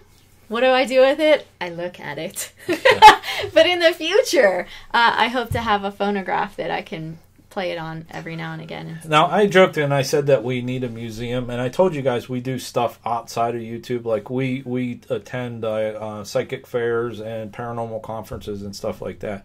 And when we go and set up our booth, if you get ever in our area and we say we're going somewhere, we bring this stuff with us and we set it up at our booth, and people get to look at it and see it. So it's kind of like a traveling museum, so to speak. Right. Which is kind of cool. Until I grow up and I have my museum of my own. I just looked over, Mona. T-shirt. T-shirt. Yeah, so I do. Yeah, that's her life goal, is to have a museum at some point. Yeah, my cool. I don't want to like make my dream disappear, but I do want to have different wings for each branch of science, and then different historical things. So. Yeah. I have like the layout of everything that I want, I just don't have the funds to do that. All right, so hey, let's talk a little bit about Thomas Edison and wrap it up. No, wait, I wanted to do something before we did that. We'll wrap up the show talking about Thomas Edison. That's what I started looking for. What'd you start looking for? This. Okay, so as you guys know, we focus on a different location that we visited each week. Each week is a new location. Right now, with all you guys being in our chat, okay, we're going to let you decide what week we talk about next week. What place we talk about next week. Yes, what place we talk about next week. I'm sorry. That's okay. So, we got understand 4 to choose from that I kind of weeded out that I know that I could work on next week, that I don't have to do additional digging to find stuff. Okay. That I know exactly where the photos and the media and that kind of stuff are. All right? So here are the 4 choices, and I don't have a slide for this, so I'll go through them. Okay? Let me write them down. Choice number 1, and I think we were going to lean to this, but they left. ATJ Travels, Disneyland, and go over. I have some great stuff about the opening day of Disneyland and the paranormal at Disneyland. Okay, or the White House with all the paranormal reports at the White House. Yeah. Okay. Or Sealy Rose house and the story of Sealy Rose, which is very creepy. Yeah, that one's a creepier one. Okay. Or we could go much more historical, which we did on the last two. Yeah. But we could go historical again and do Montpelier. Montpelier. Which is the home of Adams. No, it's not. It's not? We've not been to Adams' house. I forget who it was. I know Monroe or Madison. Madison. Yeah, Madison. Yeah. Ashland was Monroe. So, any one of those four, you guys decide. You tell us which ones you would like to see next week.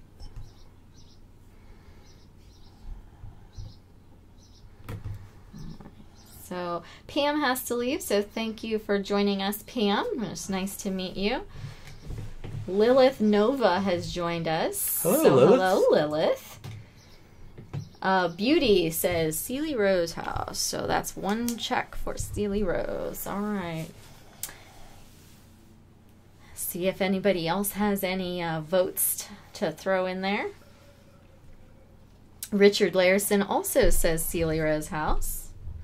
Mona says Sealy Rose house. I think they're all getting together over there and like deciding and T-Throng says Sealy Rose house. Let's get creepy.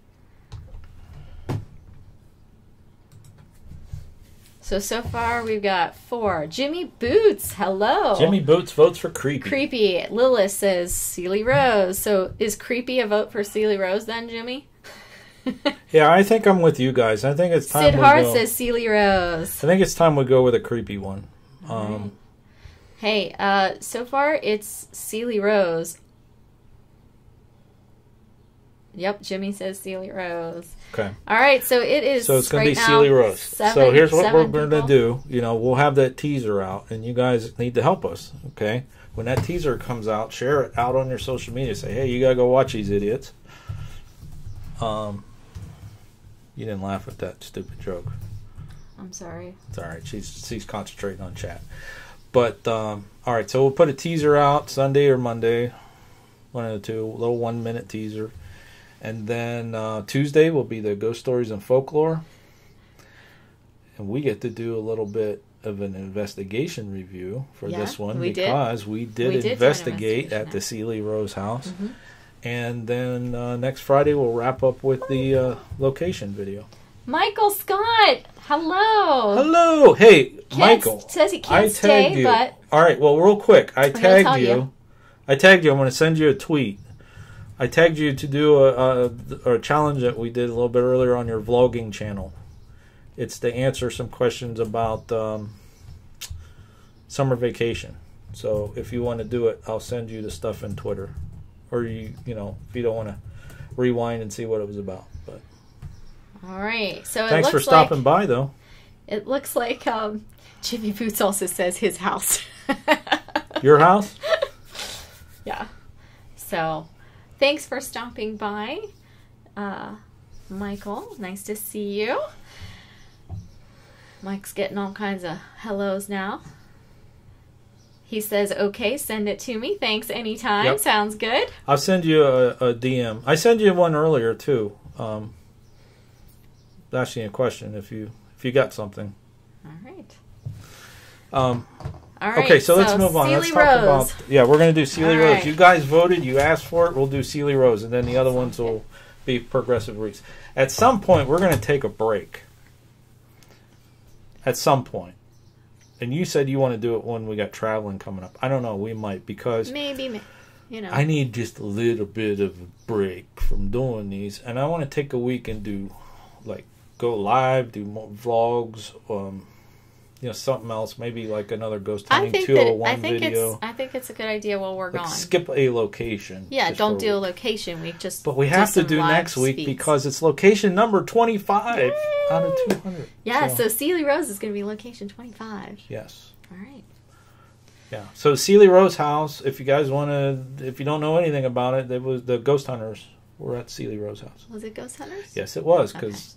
And I'll tell you in the videos, but I'll give you a little sneak peek. They in the Ghost Hunters, they like we're driving down the Sealy Rose house. Yeah. You know, they're like driving, and it's actually at the end of the driveway of the Malabar Farms. Yeah. So that was B footage. Yeah. Yeah, but... All right, Mona wants so more live streams. Yeah, see, I know. I like doing these live streams with you guys, and it does... Now, the Let's Talk Paranormal does take some preparation, because I do the slides and all that other stuff, but we could come on... Just other times. Not Let's Talk Paranormal, just come on live with a topic and say, you know, whatever.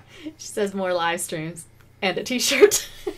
More chances to win a t-shirt. Well, we only give away stuff on Saturdays, so yeah, I have to Let's make Talk that if we do. Live. Yeah.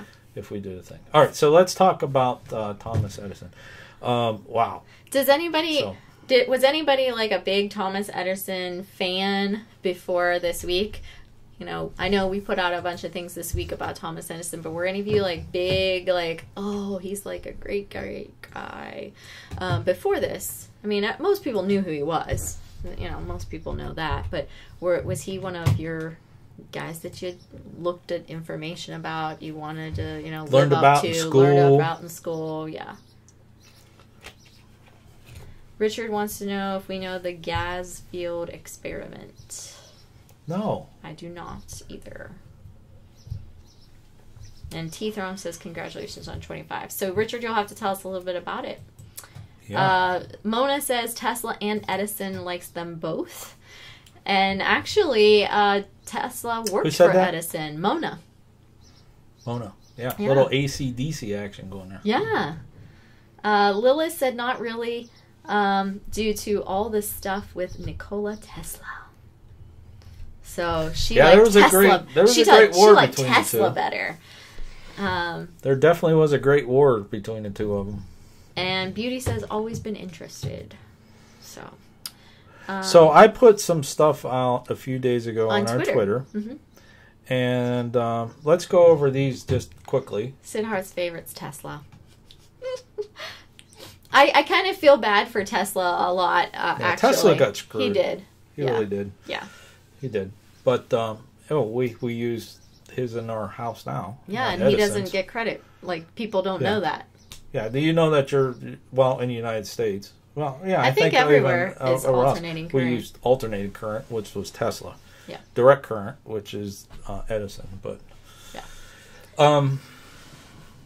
okay, so I asked a question. Did you know that Thomas Edison paid his son, Thomas Edison Jr., $50 a week not to use the Edison name? 69% said no. Yeah. What is the reason behind that, dude? So it actually started out as $35 a week and a mushroom farm. And then when that didn't work out, he upped it up to $50. So he eventually, it was $50, but it wasn't $50 the whole time. But he did. He paid his son not to use his name because he was using the Edison name and all of what it stood for to really basically put out a bunch of crap that didn't work. Mm-hmm. And he was not happy with that at all. He said, you're ruining our name. And so he was bringing shame to the family. In fact, in 1901... Well, he took advantage of the name because his father was very popular, and almost all of his patents were Edison this, Edison that. Yeah. So he took advantage of Thomas Edison. Right. And, a lot of stuff he was doing flopped. So he said, hey, I will just pay you to shut up. Yeah, he's like, please just don't even do it anymore. So in 1901, though, Thomas Edison Jr. actually came out with something that he named Wizard Ink, because Thomas Edison was known as the Wizard of Menlo Park.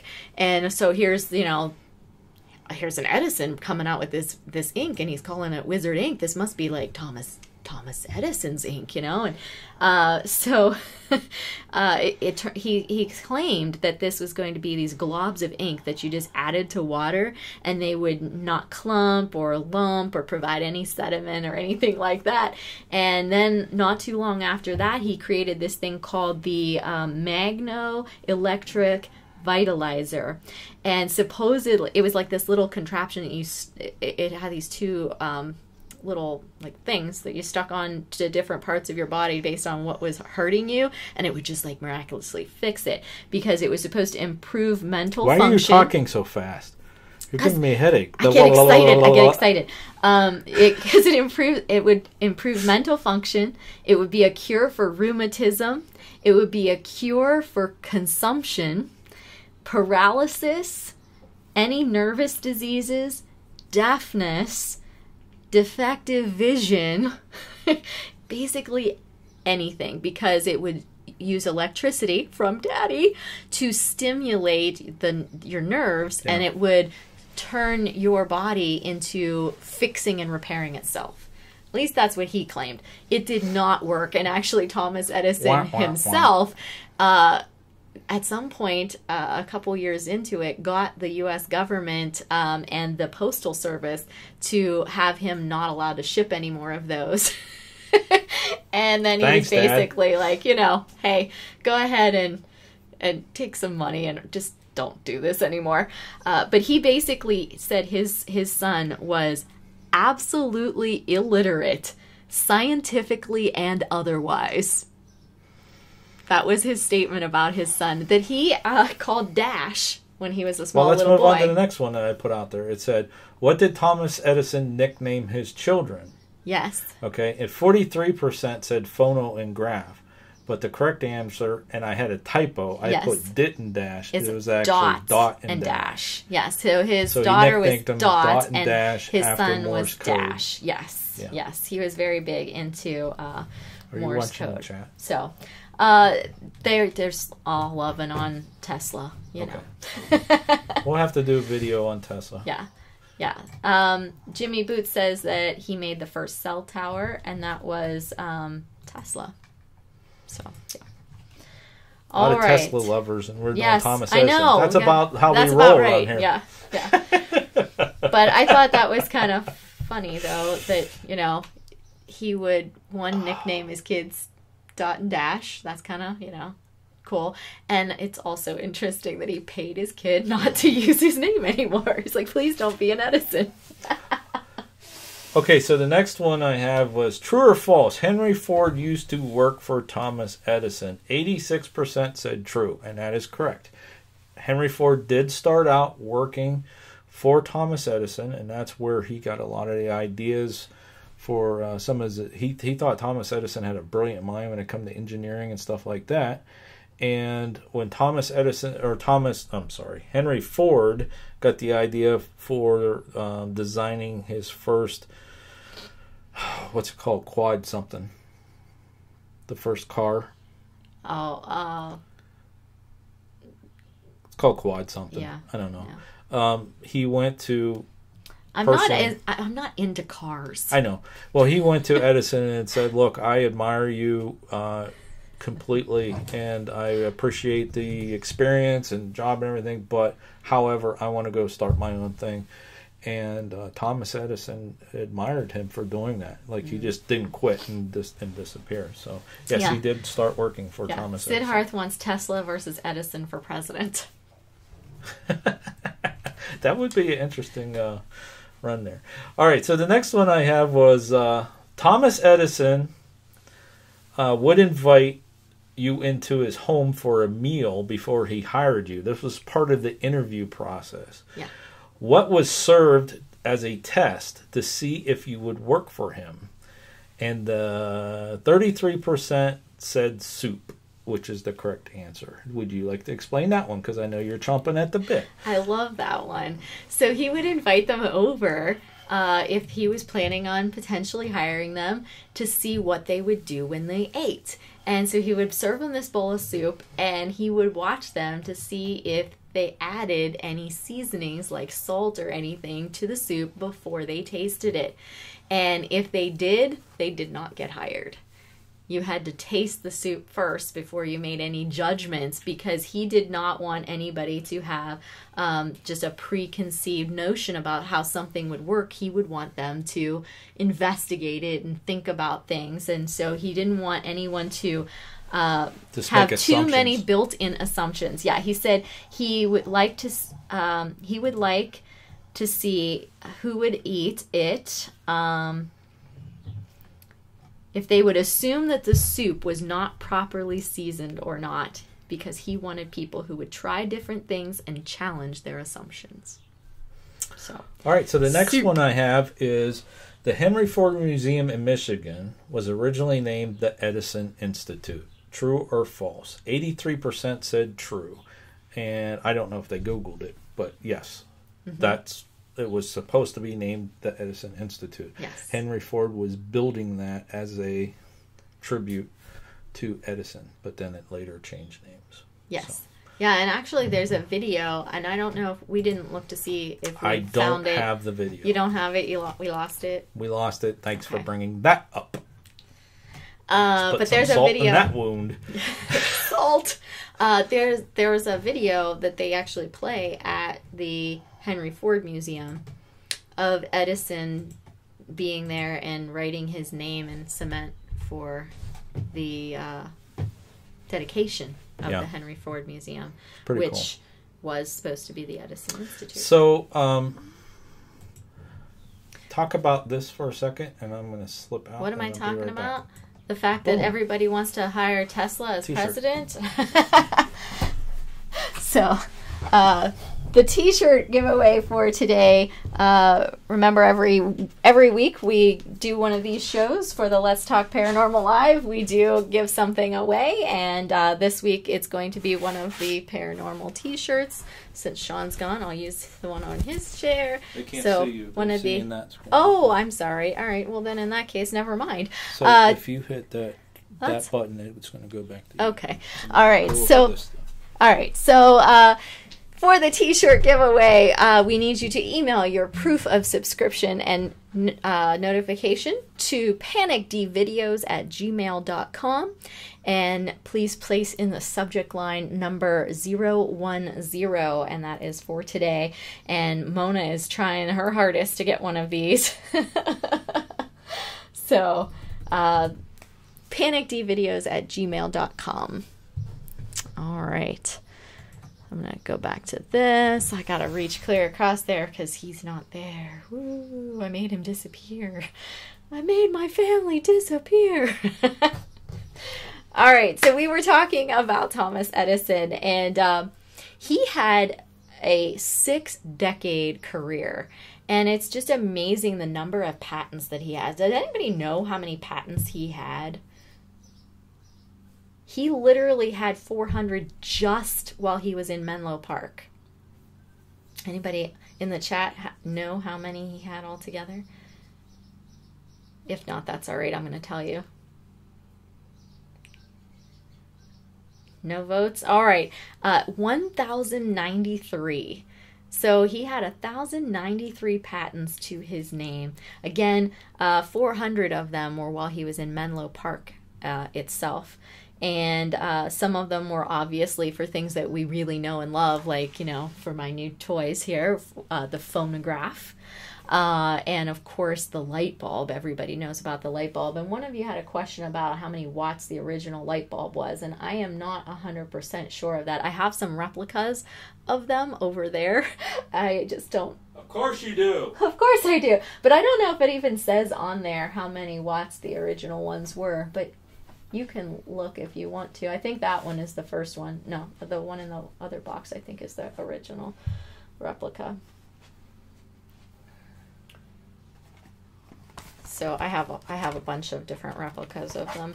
This one here says 60 watt, 110 to 120 volt.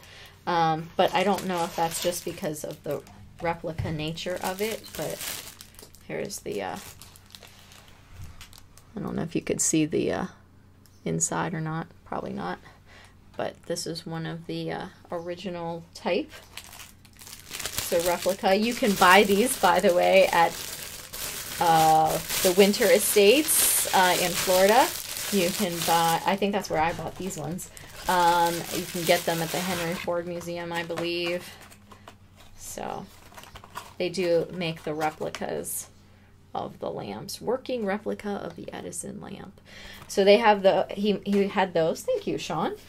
Of course, we mentioned, and we also had in our collab with Doodles by Doug, we had the motion picture camera. Welcome back, Sean. And he had talking dolls, which is kind of cool. Creepy. Creepy, especially since dolls. like dolls in those times were like super creepy looking to start with. He had a voting machine that he created, and that's kind of a cool one. He had this voting machine for, I believe it was for Congress, because he thought that it needed to go a little bit faster, but they didn't like it because it made it go faster. It was an electronic voting machine, and they would mark yes or no, and it would record it and tally it, that kind of thing. But they didn't like it because they couldn't filibuster and stuff like that. They couldn't like lengthen stuff, so they didn't like that too much. But obviously the alkaline battery and things like that. But he also created something called and this one here I knew from a long time ago, but the electric pen. And it was a flop. People did not like the electric pen. However, later on, they did convert that into something that a lot of people are using today, the tattooing machine. So the tattooing pen basically is built upon Thomas Edison's electric pen idea from way back in the day. So Mona brought up a good question about the paranormal side. Okay. And I think, well, let's talk about that a little bit. Yeah, let's do that. In our video, the Ghost Stories and Folklore, I touched upon that a little bit. But when Edison was working on the phonograph, he was picking up strange noises through the white noise. Okay, so spiritualism was a big movement back then, and we haven't done videos or anything on spiritualism because we haven't really got a location we've been to tie it to just yet. But spiritualism was kind of like a religion, okay? Mm-hmm. And I was just thinking maybe we'll do that when we do the White House. But we could. They approached Edison asking if there was some sort of device that could be used to basically do EVPs.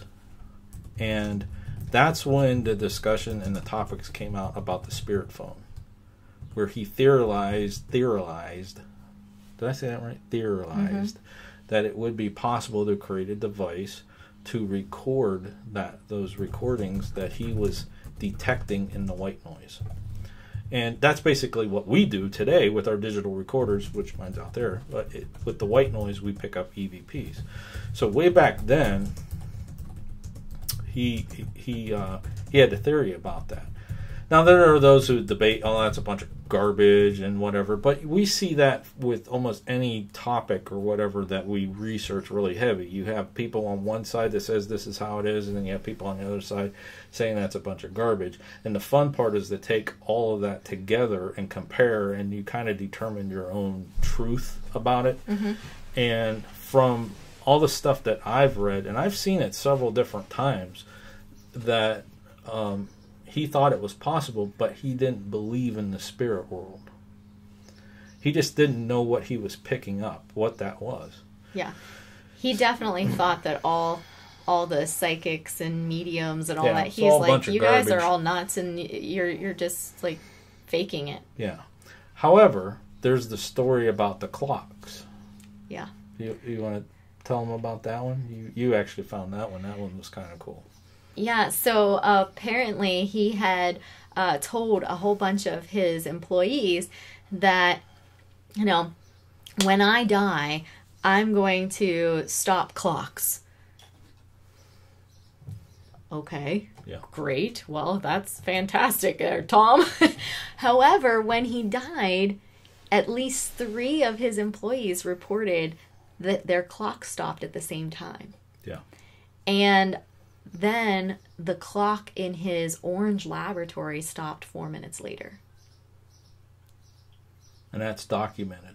Mm-hmm. That's documented. So they were like talking about it at his funeral. Right. So about the paranormal claim at Menlo Park, do you remember that one? Well, yeah. Basically... I like hearing your voice than me talking. Oh, okay. You like my voice better? Mm-hmm. I don't know what they like better, but...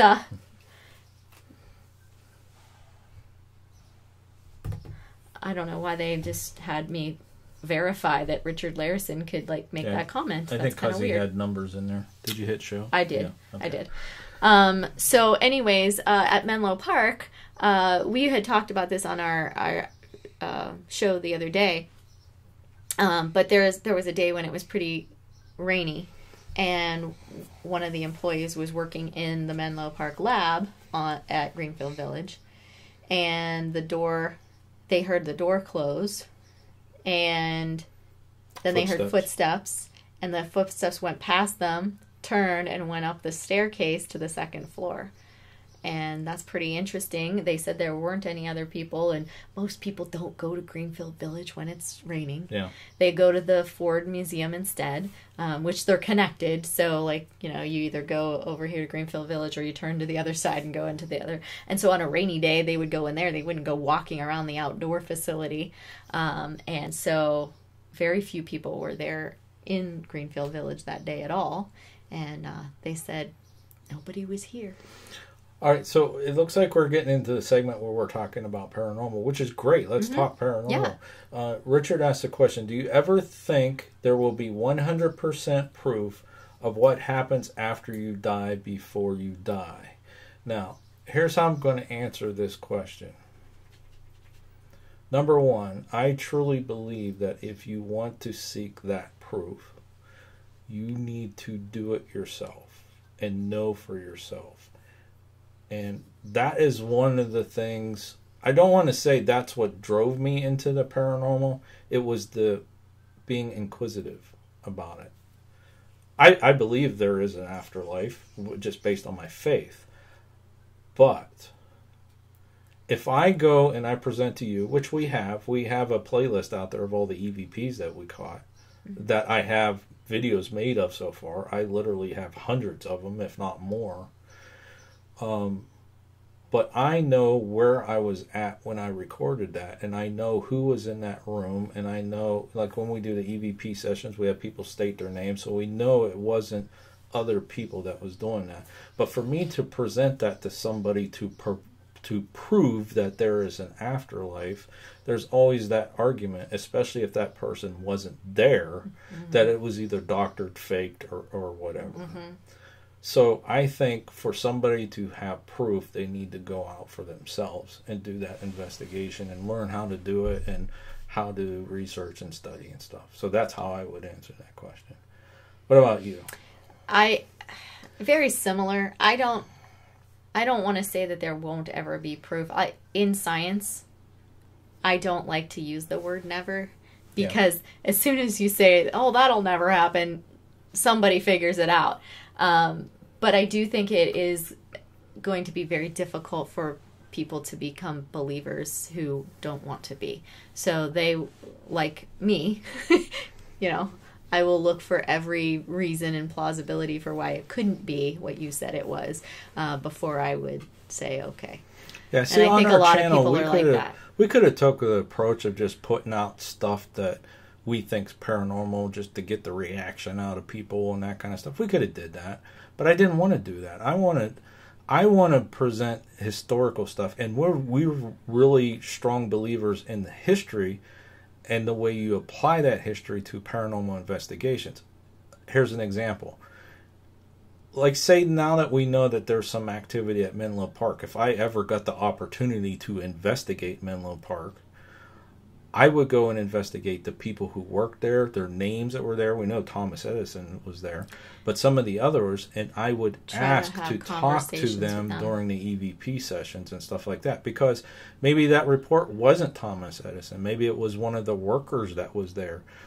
You never know. And when you piece all this research and stuff together and look at it from that standpoint, not the thrill of a, that kind of thing.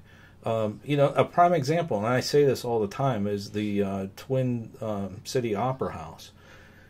That paranormal group, Eric Glosser's group that was there and ran the investigations and stuff, they conducted over 1,000 EVP sessions and pieced together the history of the different people that worked there, the people who were there in the plays and the stories, and that was all through EVP sessions. That is amazing. And then they found the research to back it up that it, yeah, these people were here. Yeah. So, but then again, how does he present that as there's proof of afterlife to somebody that just doesn't say, oh yeah, ghost doesn't exist? And you always have that closed-mindedness of people that are going to do that. Mm-hmm. But the interest, the thrill of it, the adventure of trying to find it is exhilarating. Yeah, it is. Yeah. All right, what else do we have? Teeth Wrong wants to know what drove you to the paranormal. And then Sidharth wants to know why all religions are different from one another, but their afterlife concept is the same. Okay, we'll come back to that. And Jimmy Boots above that said, I keep hearing disembodied voices when in the shower, so I did a test and realized between the shower running and the fan was making white noise. Plus the running water. Yeah. Because water is a... There's actually people who actually have figured out the frequency of the white noise. It fluctuates where you pick up those voices. I haven't had the time yet to research that a little bit more, but you're right, Jimmy. That combination of that shower running and that fan could make that frequency, and that's why you were picking up the noise. Mm-hmm. So what drove you into the paranormal? Well, we have that outlined in our book, and we which the links to our books are down in the description. But don't worry, he's still going to tell you. Yeah, I'm going to tell you. There were several things that kind of got us into it. Her being a science, I keep saying she's a scientist. She's a scientist. Okay, she has a. She says no, I'm not, but she is, and I'm a computer tech guy. So our brain is completely different from any type of open type thing. This is how it is. Yeah. Okay. My job by day is science teacher. I don't do scientific research. So that's why I like. Oh, yeah. Okay. So anyways, okay, with that type of, thinking all of our lives, basically, we were more. I mean, we're way more open-minded and know about the gray areas now, but we were more like it's either black or white. Mm-hmm. Show me proof. That's why I had trouble in school too, is because I always had trouble with English and what's the word, fiction and nonfiction. Oh, fiction and nonfiction. Yeah, but what's the fake fiction? Fiction is fake. Yeah, fiction books, like fantasy books and stuff like that. I couldn't click with it because it was either black or white. I never had that part of my brain stimulated going through school. All right. Anyways, I'm going to shorten this story up. I promise. So on our honeymoon, Marianne mentioned earlier in this live stream that we took a 19-day road trip. And one of the spots that we went was St. Augustine, Florida.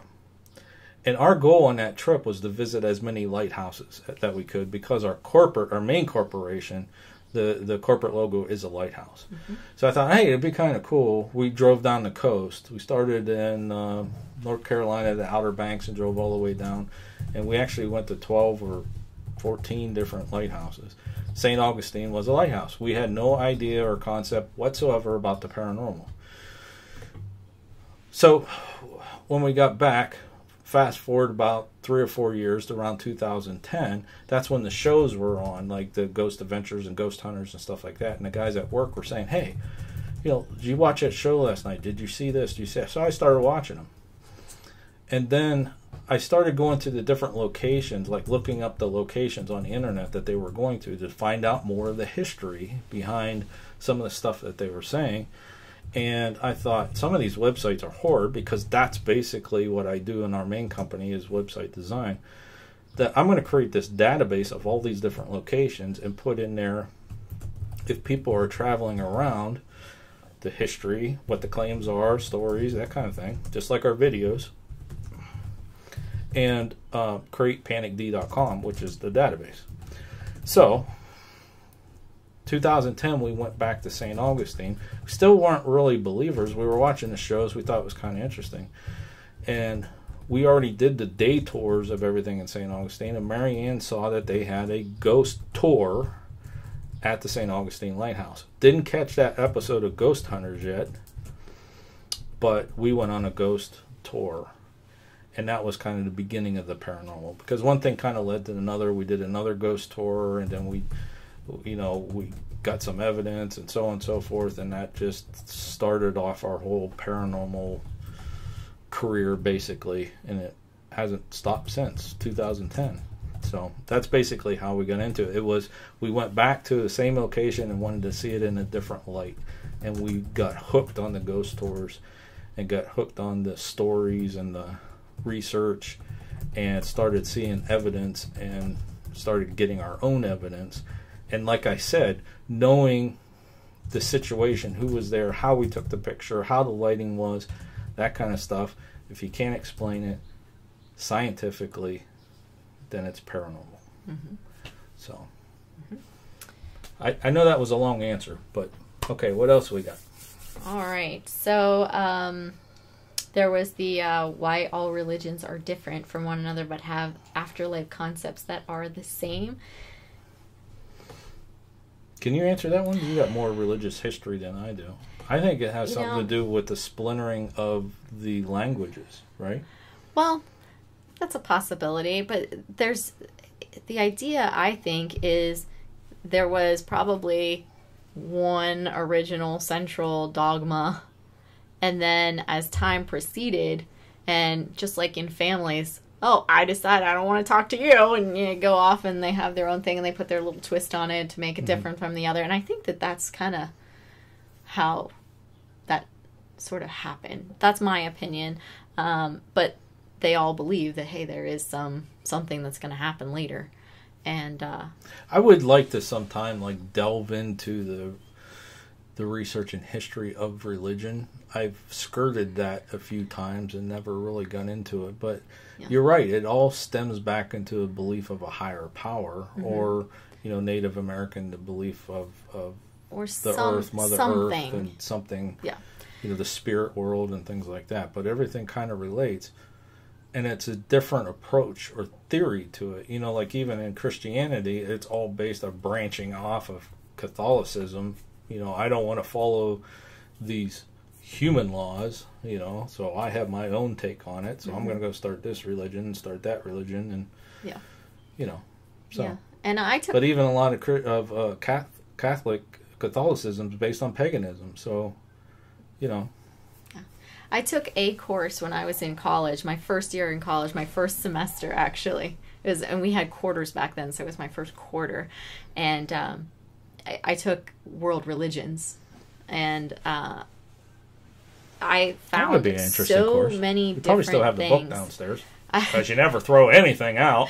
I found so many different things, even about the religion that I have, that I had no knowledge of. Didn't have any clue. And unless you really delve into like different specific aspects of your religion, you might not know these things. And I even went back to my priest, and I'm like, hey, how come you never told us about this? Like, I just learned this in my class. Why do I not know this? I went to a Catholic school for grade school, and I never learned this. Why is that? We had religion class every day for 9 years. Why did I not hear this?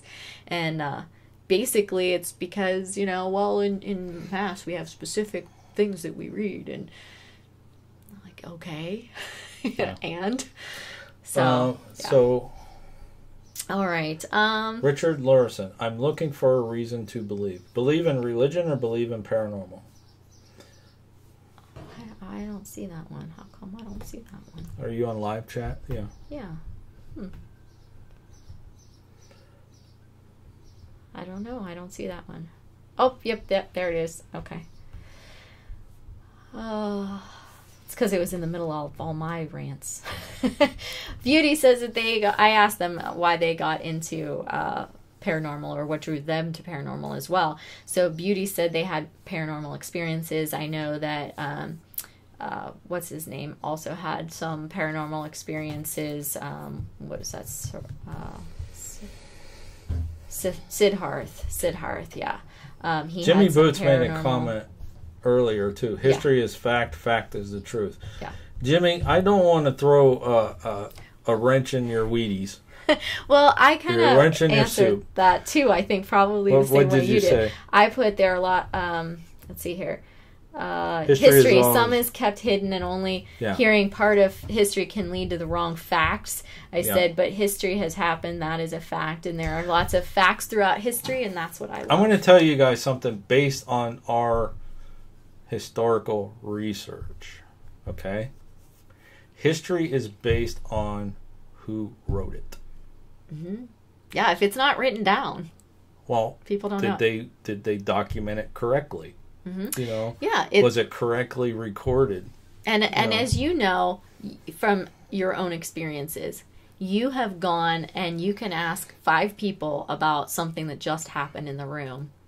Detectives do it all the time. You're going to get 5 different answers. So depending on who wrote it down, what facts that they remember, and what gets written down, that's the history that's recorded. So if you're digging deep into something to find out the true answer, whether it be paranormal, whether it be religion, whether it be, hey, this so-and-so died in my house, you know, you have to get multiple sources. You get multiple sources and look at the different accounts, put them together and compare. And from out of that, your brain will determine what the truth is. Yeah. I've had reports, and I'm not going to mention any names because this was a private. We didn't investigate. It was somebody who asked me to look into it. And there were paranormal claims in their house. And I did some research. And you could do... anybody has access to public records if you know how to get to them, and ancestry and stuff like that, and church records and things like that. And the story that they were told, now this is the story that they were told, was that there was a gentleman that was, he was mowing the grass, and it was an older couple. I remember this. He was mowing the grass, and he had a heart attack. And the woman, his wife, saw throughout the window that he fell and had a heart attack, was clutching his chest. She had a heart attack as well. They both died. Yeah. And there was claims in the house where they were seeing both of them and things like that, and they were freaking out and all this other stuff like that. So anyways, I did a little bit of research, and I pulled up death records, and I pulled up church records, and I pulled up different reports, and found out that story wasn't even close to being true. She died many years after he did, and, you know, things like that. And then I presented it to them and said, there's got to be something else. There has to be some other reason, something else going on in the home. And they got back to me and said that they found something else. So, you know, it's just, you have to use your brain, and you have to use research skills and stuff like that if you want to find the true answer. So, yeah, usually there's some sort of basis in fact that all these stories came from, and then you just have to dig around to see what all fits together. One of the hobbies that we love to do, especially when we go back to locations like Gettysburg, this is one of the things we love about Gettysburg. There are so many ghost tours, so many different companies doing ghost tours there. We like to try them all out and go to different companies doing like the same tour. And just see what the difference is in some of the tales that they tell. And then go and do some research and try to find historical documentation. And usually we find things that tie everything together. Yeah, and then there's some stuff that you can't even trust because there was corruption and stuff like that. Is this true? Is this not true? You know, that's why we really got to build that time machine. That's right. That's right. Just got to go back. Somebody in the chat is going to build that time machine. Richard Larison, how about those brownies? That was last week. I made the brownies. I had the brownies. They were delicious. They were. They were really, really good. They were scrumptious. If you guys really are into brownies and chocolate, go back to last week's live stream. And actually, we made a video last Saturday morning of her making them. Yeah. But the recipe is in the description of those videos. Wow, because they're like real chewy and gooey in the center. I bet you, we didn't try this. I bet you they would be really good heated with ice cream on top. Yeah, I thought that You're gonna have to make those again at some point because they. But awesome. I will say that I wish I would have cooked them a little bit longer than the directions said. Like I specifically said, all right, I'm only going to cook them for this long because the directions say they're gonna be gooey. But the center ones were Yeah. too gooey. Little- I was little not, I gooey. didn't want to eat those. But they ones. were good, But they though. were Good they were gooey. really, really good. So All right, so Teeth Wrong asks, have you ever had a personal paranormal experience other than an investigation? You know, mine's all in dreams. Yeah, as we got into studying paranormal theory and studying like how to do it and interviewing people and reading interviews and the hours and hours and hours of stuff, we kind of finally realized that we did but didn't realize it. Mm-hmm. You know, like she said, a lot of hers came to her in dreams. I've had stuff come to me in dreams. And I've told this story before. When my grandmother's passed away, I actually got woken twice, both times, with a slap. You know, like and when I go to sleep, I'm out. It just felt like somebody slapping me, like wake up. And it was, I don't know if it was the exact time, but it was pretty close to the time. A little bit afterwards, I get a phone call and said, you know, they passed. So, yeah. We've had paranormal experiences, but didn't realize it until we got open-minded and we opened up ourselves to say, this could be what that was. Yeah. Because like I said, before we got into this stuff, and I've told the story, I know it's in the book, but when we did the lighthouse investigation, they offered to rent me a K2 meter. It's like, here, this device for like $3. I think it's $3 or $4 will help you detect ghosts. And I'm like, well, I'm not giving you another. No. So here we're at the most haunted lighthouse in the United States, the St. Augustine Lighthouse. And I refused renting a K2 meter. You know, but now I'm like kicking myself. It's like, I go back, man. We're loaded up. We're taking all of our equipment. I got several of them now. But, yeah, you know, you live and learn. So if you know, you don't have to, like Richard said, I want to believe, and I don't know if he was talking about paranormal. If you're interested, if there's an interest, then, you know, do some research. There are channels out there, and, you know, I'm not knocking them. They're entertainment. But there are people out there that put out videos where a chair's flying across the room, and they walk in, and just like the movies, they walk in and all the doors are open and all that stuff. We've been over 300 investigations, 200 locations. I haven't seen that. You know, I've seen stuff move. We've heard things, saw shadow figures, recorded things. Still haven't seen an apparition yet. No, but we've both seen shadows. We've had a walnut chucked at us. You know, but that would take so much energy for some sort of spirit to perform that. You hear a lot of footsteps. We've heard that. We've heard children running. That was a freaky experience. That one still, yeah, that was awesome. But yeah. But yeah, so, even yesterday morning, I woke up and I asked you, do you know where so and so is buried? Where they buried this person? And you're like, I don't know. And I said, because they grabbed my arm in my dream and dragged me along and said, come visit me. So we have to find where this person is buried, and I have to go and see what they want. So there was a question. Is it possible we have have Hitler ghost moving on Earth because an exorcism of Emily Rose? We heard one voice of Hitler.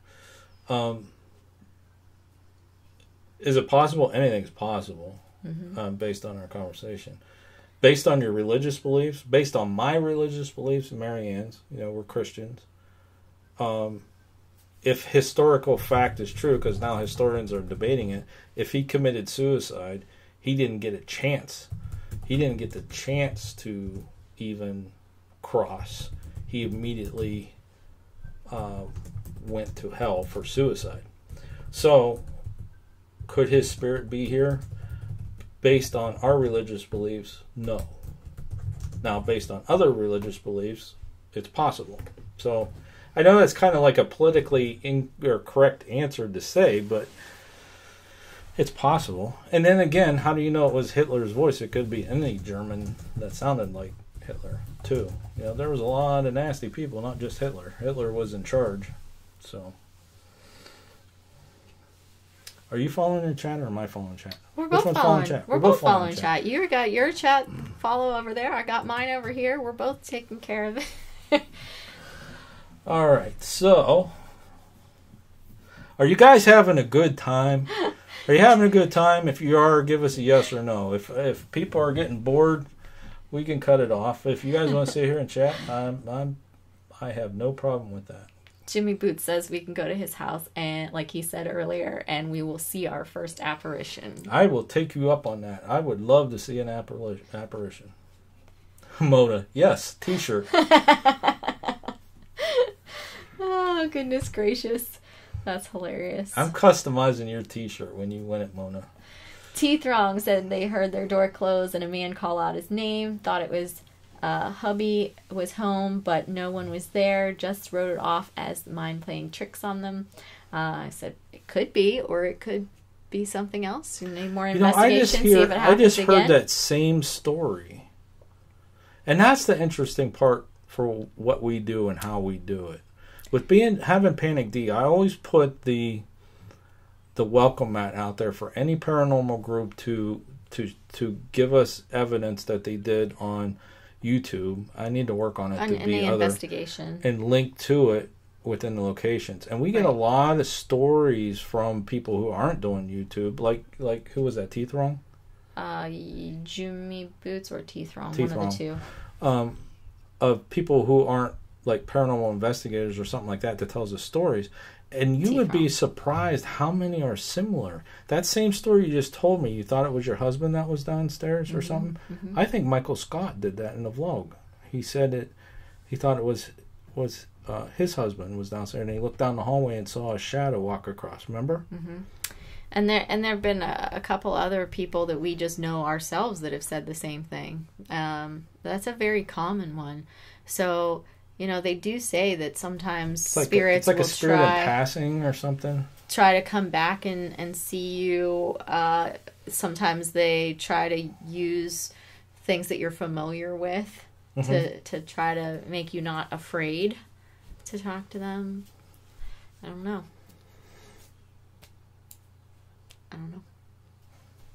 So...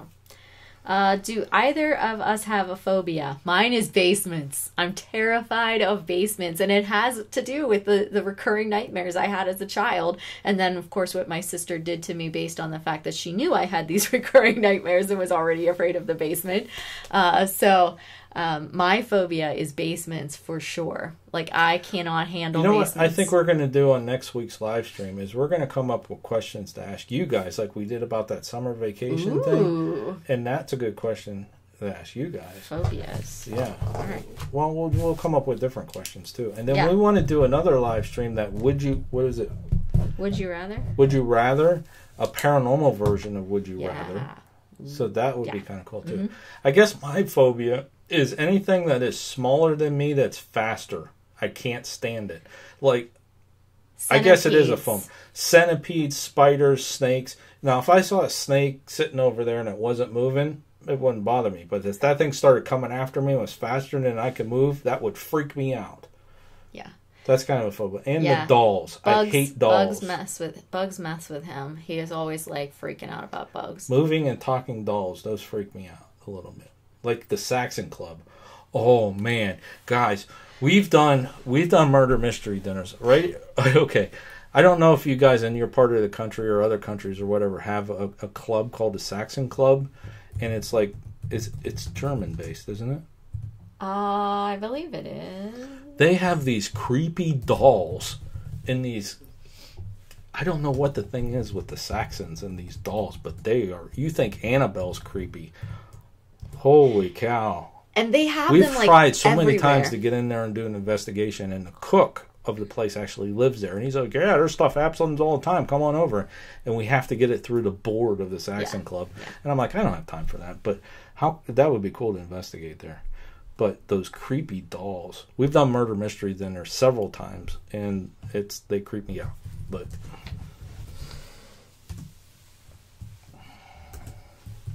your sister's the one that's freaked out about the elevators. Yeah. Yeah, so in here, basements are creepy, elevators, spiders, those are the things that our guests are saying are, their phobias. I'm scared of heights too. I've developed that as I got older. I don't know why. And that's why I won't ride a roller coaster anymore. Because I don't think if that roller coaster got stuck up at the top that I could walk back down it. When I was younger, and I think I was lighter, had a little bit more dexterity, I don't think it would have bothered. It didn't bother me. I used to ride roller coasters all the time. But the last time I was at an amusement park, even in the Ferris wheel, I was freaking out a little bit. So heights, I don't know what it is. It's like, I guess since I'm bigger and I guess I don't have good balance like I used to. Oh, Siddharth, you are evil. Oh, Night in the basement with it. Oh, jeez. Oh, she would definitely. I would try it, but I know I couldn't handle it. Let me back out again. I haven't felt that air conditioner coming on. I hope it didn't go out. Oh goodness. Okay. That would stink. Psycho Axeman says planes. He doesn't like planes. T-Throng says planes and drowning. Wow, 2 planes in a row. That's pretty interesting. Planes are another one that people do have a big phobia of. A lot of people are afraid of planes.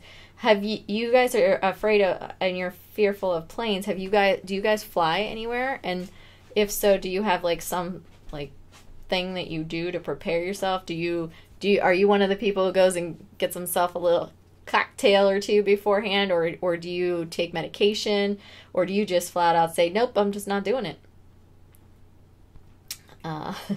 But yeah, Siddharth, I would try it, but I know I couldn't handle it. There had to be at least another person with me. If there was another person with me, I think I could probably be okay. But being alone in a basement would be enough. Like, I couldn't do that. Add Robert and Annabelle, who cares? No big deal, Like, it would be cool to be able to hang out with them. But just to be in the basement with them, that's no big deal. It's being in the basement alone, which would creep me out. We got a video coming out when we start doing the Gettysburg stuff. There's a funny video of Marianne down in the basement, which I forgot she's afraid of the basement, so I sent her down there to grab a camera, and something got moved. Yeah, something like in the corner down there moved, and I freaked out. I grabbed the camera and I ran up the stairs. Yeah, you hear her in the recording. It's hilarious. Like, oh, no. That was the orphanage. Yeah, it was. The Soldiers National Museum, which is the old orphanage in Gettysburg. We did an investigation there last time we were there. Oh, basement. Alone. No. Bad. Horrible. And that was just walk down the stairs, get the camera, come back up. Yeah. Anyways, let's see here. Psycho Axeman says, nope, just doesn't fly. And then Richard said, wasn't born with wings, so he's not going to fly.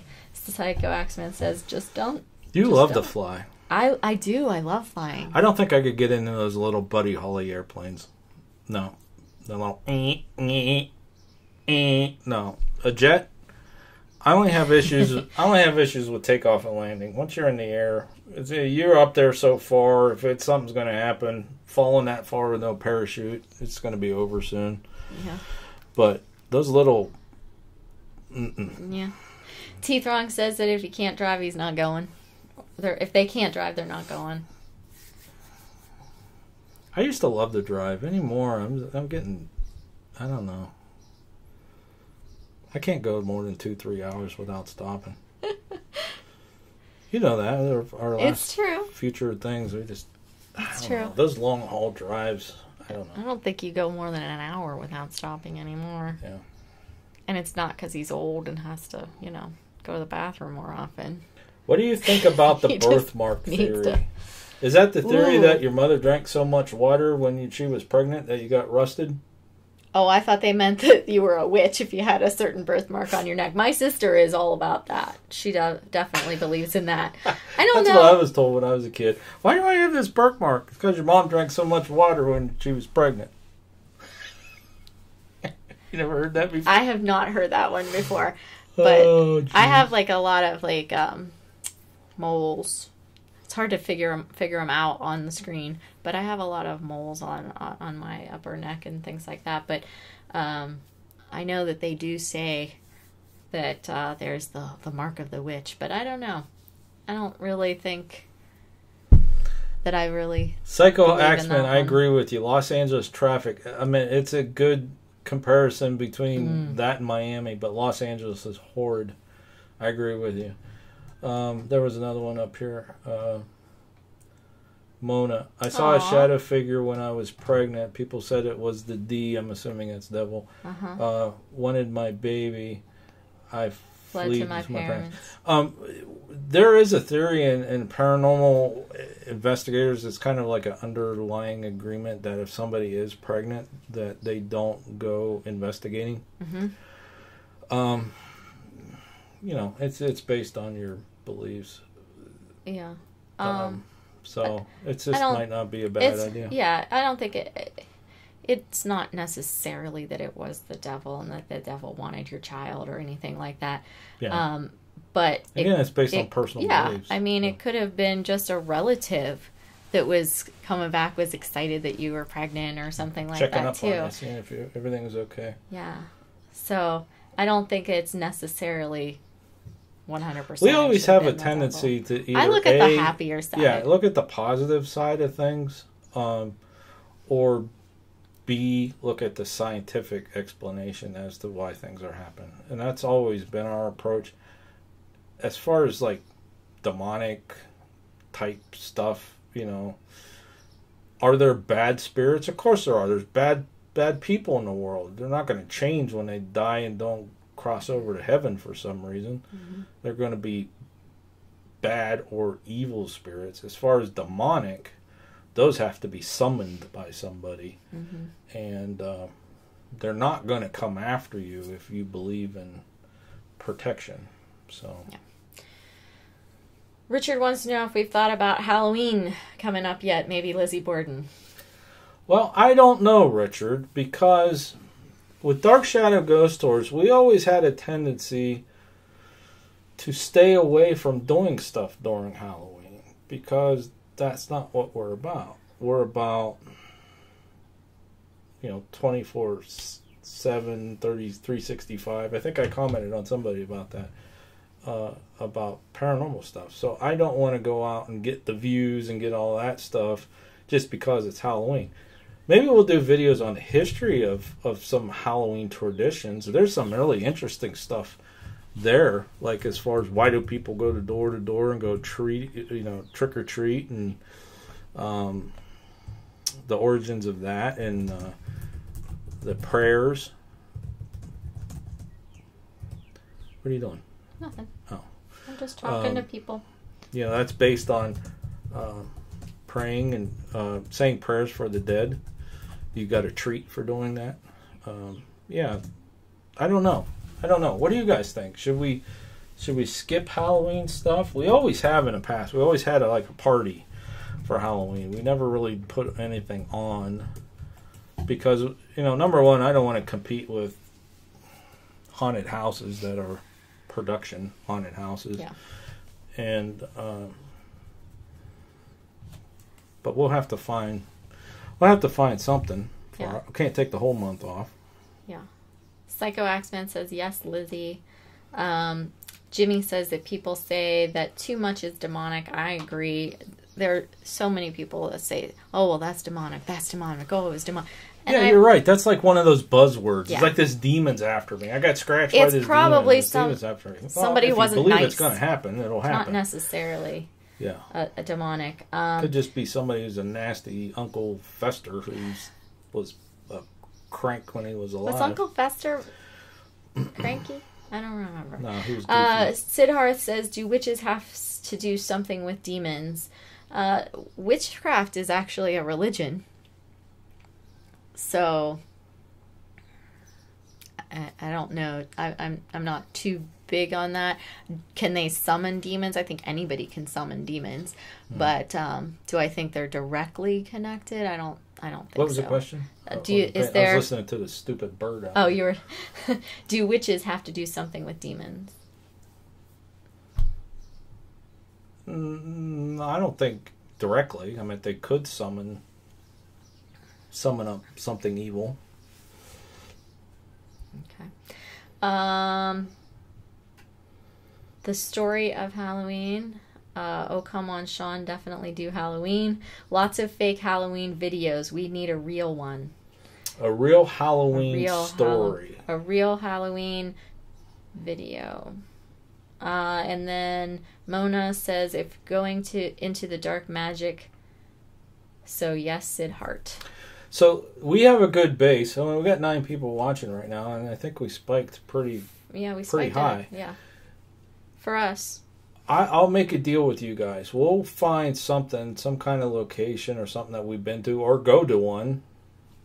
You know, somehow to tie a location into Halloween, or just do historical videos or something that week. That week of Halloween, which would be, let's look at the calendar. Let's have a big online Halloween party. Ooh, we could even do a costume contest. They have to send us pictures. Ooh. That would be fun. We could do Halloween games. We've even had Halloween games and things like that. I think Sid Hart is excited about that. We've put on Halloween parties, and we've had different... Yeah, we even... I don't know who's been around for all of our streams and things, but we've done... we did Hillview Manor. We did a Halloween party there one year. Yeah. So that was pretty cool. So it would probably be October 27th, because Halloween's the 31st, right? Brownies at the party. So October 27th, we should have a Halloween party. But I need your guys' help. You guys are like our base parapeeps, especially if everyone subscribed, hit that like button, and send us proof, that kind of thing. Help us get more people to the party. Yeah. So, let's try to get 50 people to the live stream. What do you think? Do you think we could pull that off? Do you think you guys can help us pull that off? Get 50 people to an online Halloween party. That would be cool. All right. So let's see. Psycho Axman says that we should do a super chat on our live streams. We can't do super chat yet till we get monetized. Okay. Mona wants to know what kind of device we're using. For what? I'm assuming the live stream. Mona, do you mean equipment for our live stream? How do we do them? Okay, so we'll come back to that when Mona responds to that. Richard Larison wants brownies at the party. Psycho Axman's got 2 thumbs up. Mona, I think, is questioning when I said for our Halloween party at Hillview Manor, we did a Halloween party there. She says, during your paranormal investigation, ? So that particular day, we had two parts to that. We had the first part of it was, I think, until like 11 o'clock or something like that. And we did a dance and some games and things like that. And then those people kind of left, and then we did an investigation after for anybody who wanted to do a real paranormal investigation. They had to buy like an extra ticket to investigate with us the rest of the night. And then we did do a full investigation that night. We did. Mm-hmm. So let's see. Then we have, that sounds amazing. I'm saving folklore to share in October, says T Throng. All right, sounds good. Psycho Axman says, hell yeah. Sid Hart says, yeah, online party would be a great idea. Richard Larison, it can happen. Mona, no, the paranormal investigation. What kind of device? So devices for the paranormal investigation. We do different tests, and it's based on the paranormal claims. So let's say there's claims in the area of shadow figures. Well, I will then incorporate a grid. And if I don't have a grid, because I always lose the stupid things. He does. We've been through, I think, 3 or 4 of them already, and he still has none right this second because he lost them again. You can also use glow sticks and gaffer's tape. So, Hillview Manor, down A1A, they have shadow figures that they see darting out between the rooms all the time. So sometimes when I investigate there, I set up a camera shooting down that hallway, and at the end of the hallway, I'll use gaffer's tape and tape up glow sticks and have the video camera focus on that and just leave it. And it'll just, it'll record if there's any shadow figures. If there are reports of people being touched, hair being pulled, things like that, I'll incorporate a EMF detector, because that has some sort of tendency leaning towards manifestation. So EMF will pick up that exchange of energy when a spirit's trying to manifest. So I'll use that then. We always have recorders going, because you never know when you're going to pick up an EVP. And that's why I started doing those investigation review dumps, is because I haven't had a chance to listen through everything from that location for that week yet. So I put it out there and I let you guys listen if you hear anything or see anything. We really haven't got into the full-blown investigations that we've done besides Hotel Claudia and the Kinsman House. And those were separate videos. But from now on, when we do investigations, like we have Madison Seminary coming up, we have you lost the page. I'm just going to go back. What other investigations we have coming up? Already booked. We got Madison Gettysburg. Seminary, Gettysburg, and there's one more. We're going to book Hillview this summer. Yeah, but there's one tentative stuff up in Erie. I thought there was one more that we had for sure. I lost my thing I was writing, but I'll just say it regular. So, I don't know what I touched. I'll do live streams of that evidence so you guys can actually see everything. Yeah. I don't like cutting them up and making those, because you don't hear what was leading up to it or anything like that. So, did I answer a question all the way? Well, you only talked about it a little bit, but my favorite I use all the time is, of course, a audio recorder. I always use that. Mona wanted to know if we don't we use a REM pod, and no, we don't. We don't actually own a REM pod. Yeah, we do. We do? We do now. Oh gosh, I didn't know about that the one. The Boo Bear has that in it. Does it? Yeah. Okay. But REM pods are kind of expensive. We've been out with other investigators who have them. I would like to have one, but here in the U.S., they're almost $300 and some. So I haven't bought one. However, is Andrew still here? He probably left. I don't think so. Andrew Kitchens, that's in our chat sometimes, and it actually enters the win stuff. We're working on developing our own devices. And one of the plans that we have is a REM pod, because you can actually, the cost to build those things, and Andrew's like an electronics wizard, like he could do the soldering and all that stuff like that. But he's got one that... Andrew Kitchen says he's still here. Yeah, he's still here. So we're working on something. There's one that's like a REM pod. What was the other one, Andrew? It was like a EMF detector, right? It just plugs into a battery. They're real small, so you can have a series of them down the hallway. I forget what else. There's a couple other ones. We're kind of working. It's like a little side project we're working on. Oh, an EMF pump. I really want an EMF pump that puts energy out to... Oh my gosh. Yeah. Andrew literally just said EM pump and a detector. Yeah. So Jimmy Boots says he's 15 minutes from Gettysburg, and he wants us really bad to come visit his house. So maybe we'll be able summer, to do bud. that. So we'll have to... We'd have to stop in and do a collab. Yeah. So if you didn't hear me earlier, did you say that we're going to do Sachs Bridge? You need to come down there with us for that too. Yeah, that would meet be up awesome. with us over there, and then maybe we can come over to your house. We're staying at the we're going to have to extend our stay. 63 Hotel. Is it 1863? I think it is. Yeah. We're staying at the 1863 this time. Next to Jenny Wade's house. First time we were there, we stayed outside at that Quality Inn or whatever outside of town. And then last time we were there, we rented a farmhouse with the crew and stayed. And then we've been there a couple times at, what do you call it, house? Oh, the Farnsworth. Farnsworth house. Yeah. We stayed there a couple times. which is a little expensive, but I've always wanted to stay at the 1863, whatever it is. It's the year of the Civil War, but or Gettysburg Battle, because there's a lot of claims there at the Grove out the back, and that's what I want to do. You know, living in Gettysburg, you can't go on a battlefield after dark legally, but that is so close that late at night I could sneak out there and do some investigation. Yeah, I requested. When I made the reservations, I requested to have one on the back side of the building, and they were like, well, we can't guarantee that. So hopefully that's where we will go, so that we could just step outside of our Jimmy, room. And definitely this summer, bud. Yeah, we need to meet up. Yeah, that would be fun.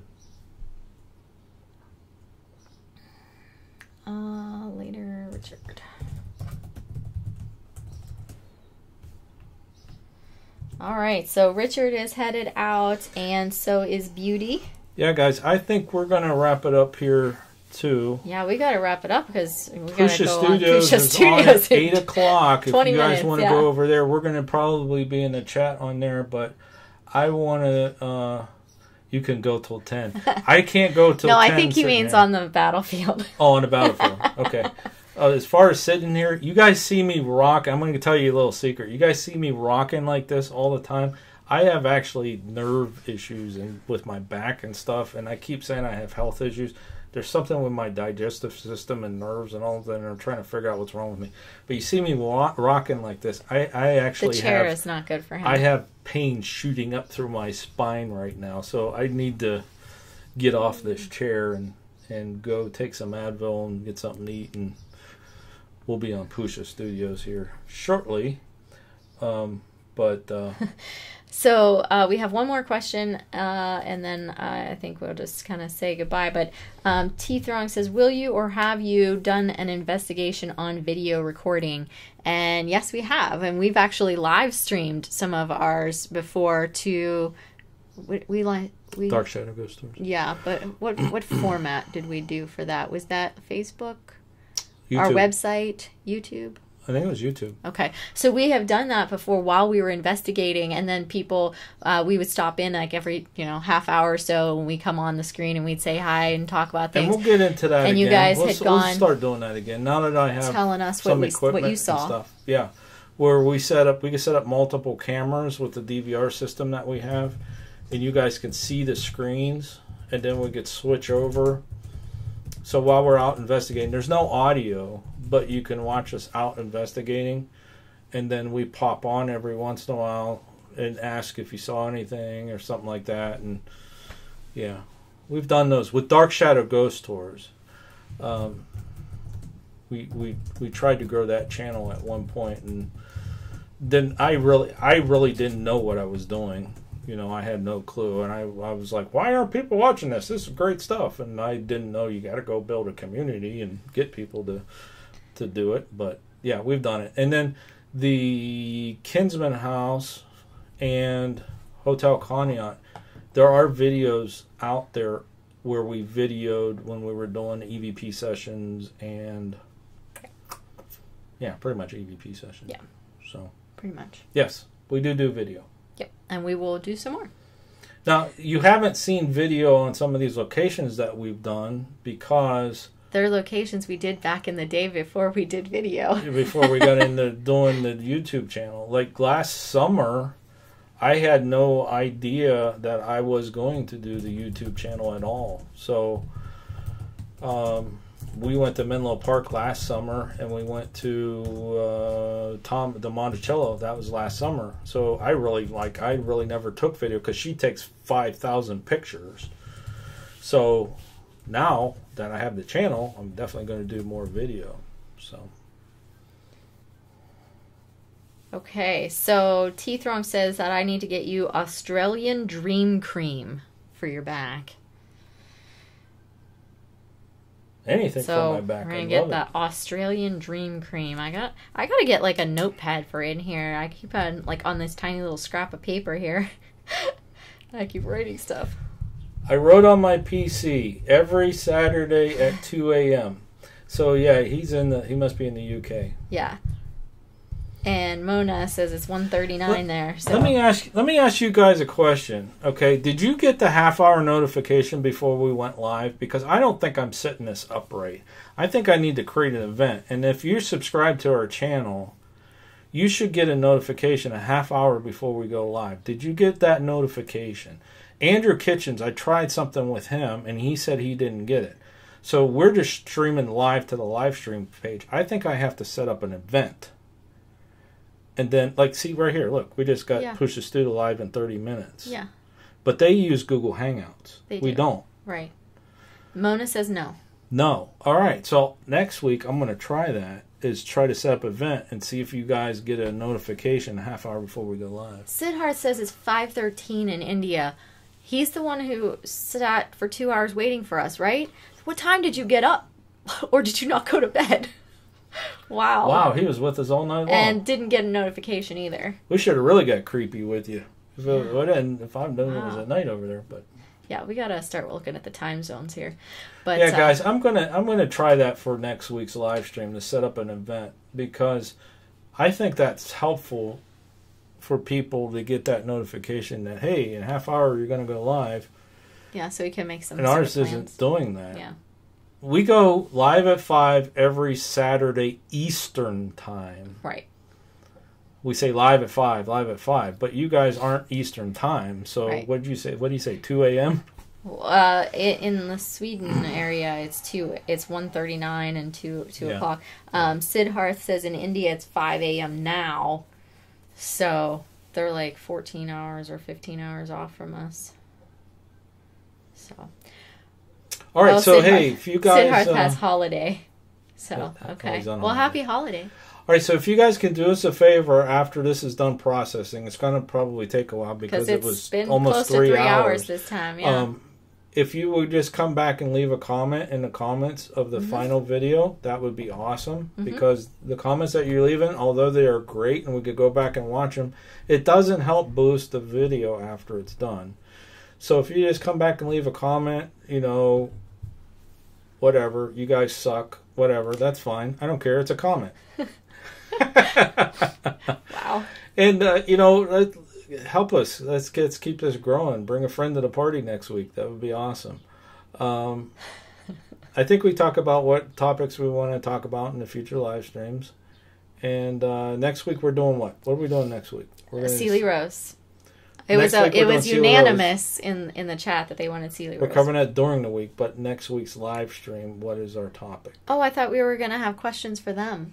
Questions for you guys. Yeah. So we're going to have paranormal related viewer questions. Yes. No, that doesn't sound right. That sounds like they're asking us questions. Well, they can ask us questions too. Yeah, whatever. We'll come up with something fun. Let's Talk Paranormal. Yeah. All right. So, questions T-Throng to viewers said yes and chat was open. So, T-Throng seems to have gotten a notification, maybe. I don't know. So that's interesting. Nobody else did. You were just special, T-Throng.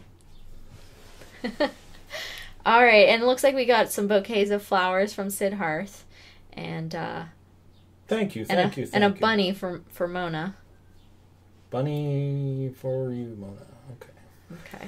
All right. Well, I think we're gonna wrap it up here so that we could go get ready to watch the other live streams that are coming on at 8. Pusha Studios is coming up real quick. All right, hop on over there. We'll be in chat. We'll have to do some sort of dinner at some point too. So yeah, tell Pusha Studios we sent you guys over there. Yeah. So we'll Mona, meet t-shirt. you over there. I gotta think about what to put on her t-shirt. I know. I deserve this. I finally won. Mona, you get that t-shirt. I want a picture of our t-shirt in Sweden. That would be awesome. Yeah, someplace cool in Sweden. That would be awesome. Yeah. Sidharth t-shirt for Mona. They're all gonna want to like give you their t-shirt now, Mona. Yeah. Hey, thanks you guys. All right, it's been great. Thank you so much for Appreciate joining us. I appreciate you guys spending all this time with us. It was really fun. Thanks for all the questions and the comments and playing around, and it was awesome. So thank you. All right, so hey, we'll see you next week, and thanks for watching. Sealy Rose. Sealy right? Rose, yeah. Right? Yeah. So let's do that again. Till next time. Thanks for watching. And happy hunting. If you'd like to see more videos from PANICdVideos in the future, make sure you hit that subscribe button and smash that bell for notifications. Also, help support the channel by sharing this video with your friends and family and anyone else who might be interested in the paranormal. Thanks for watching, and happy hunting.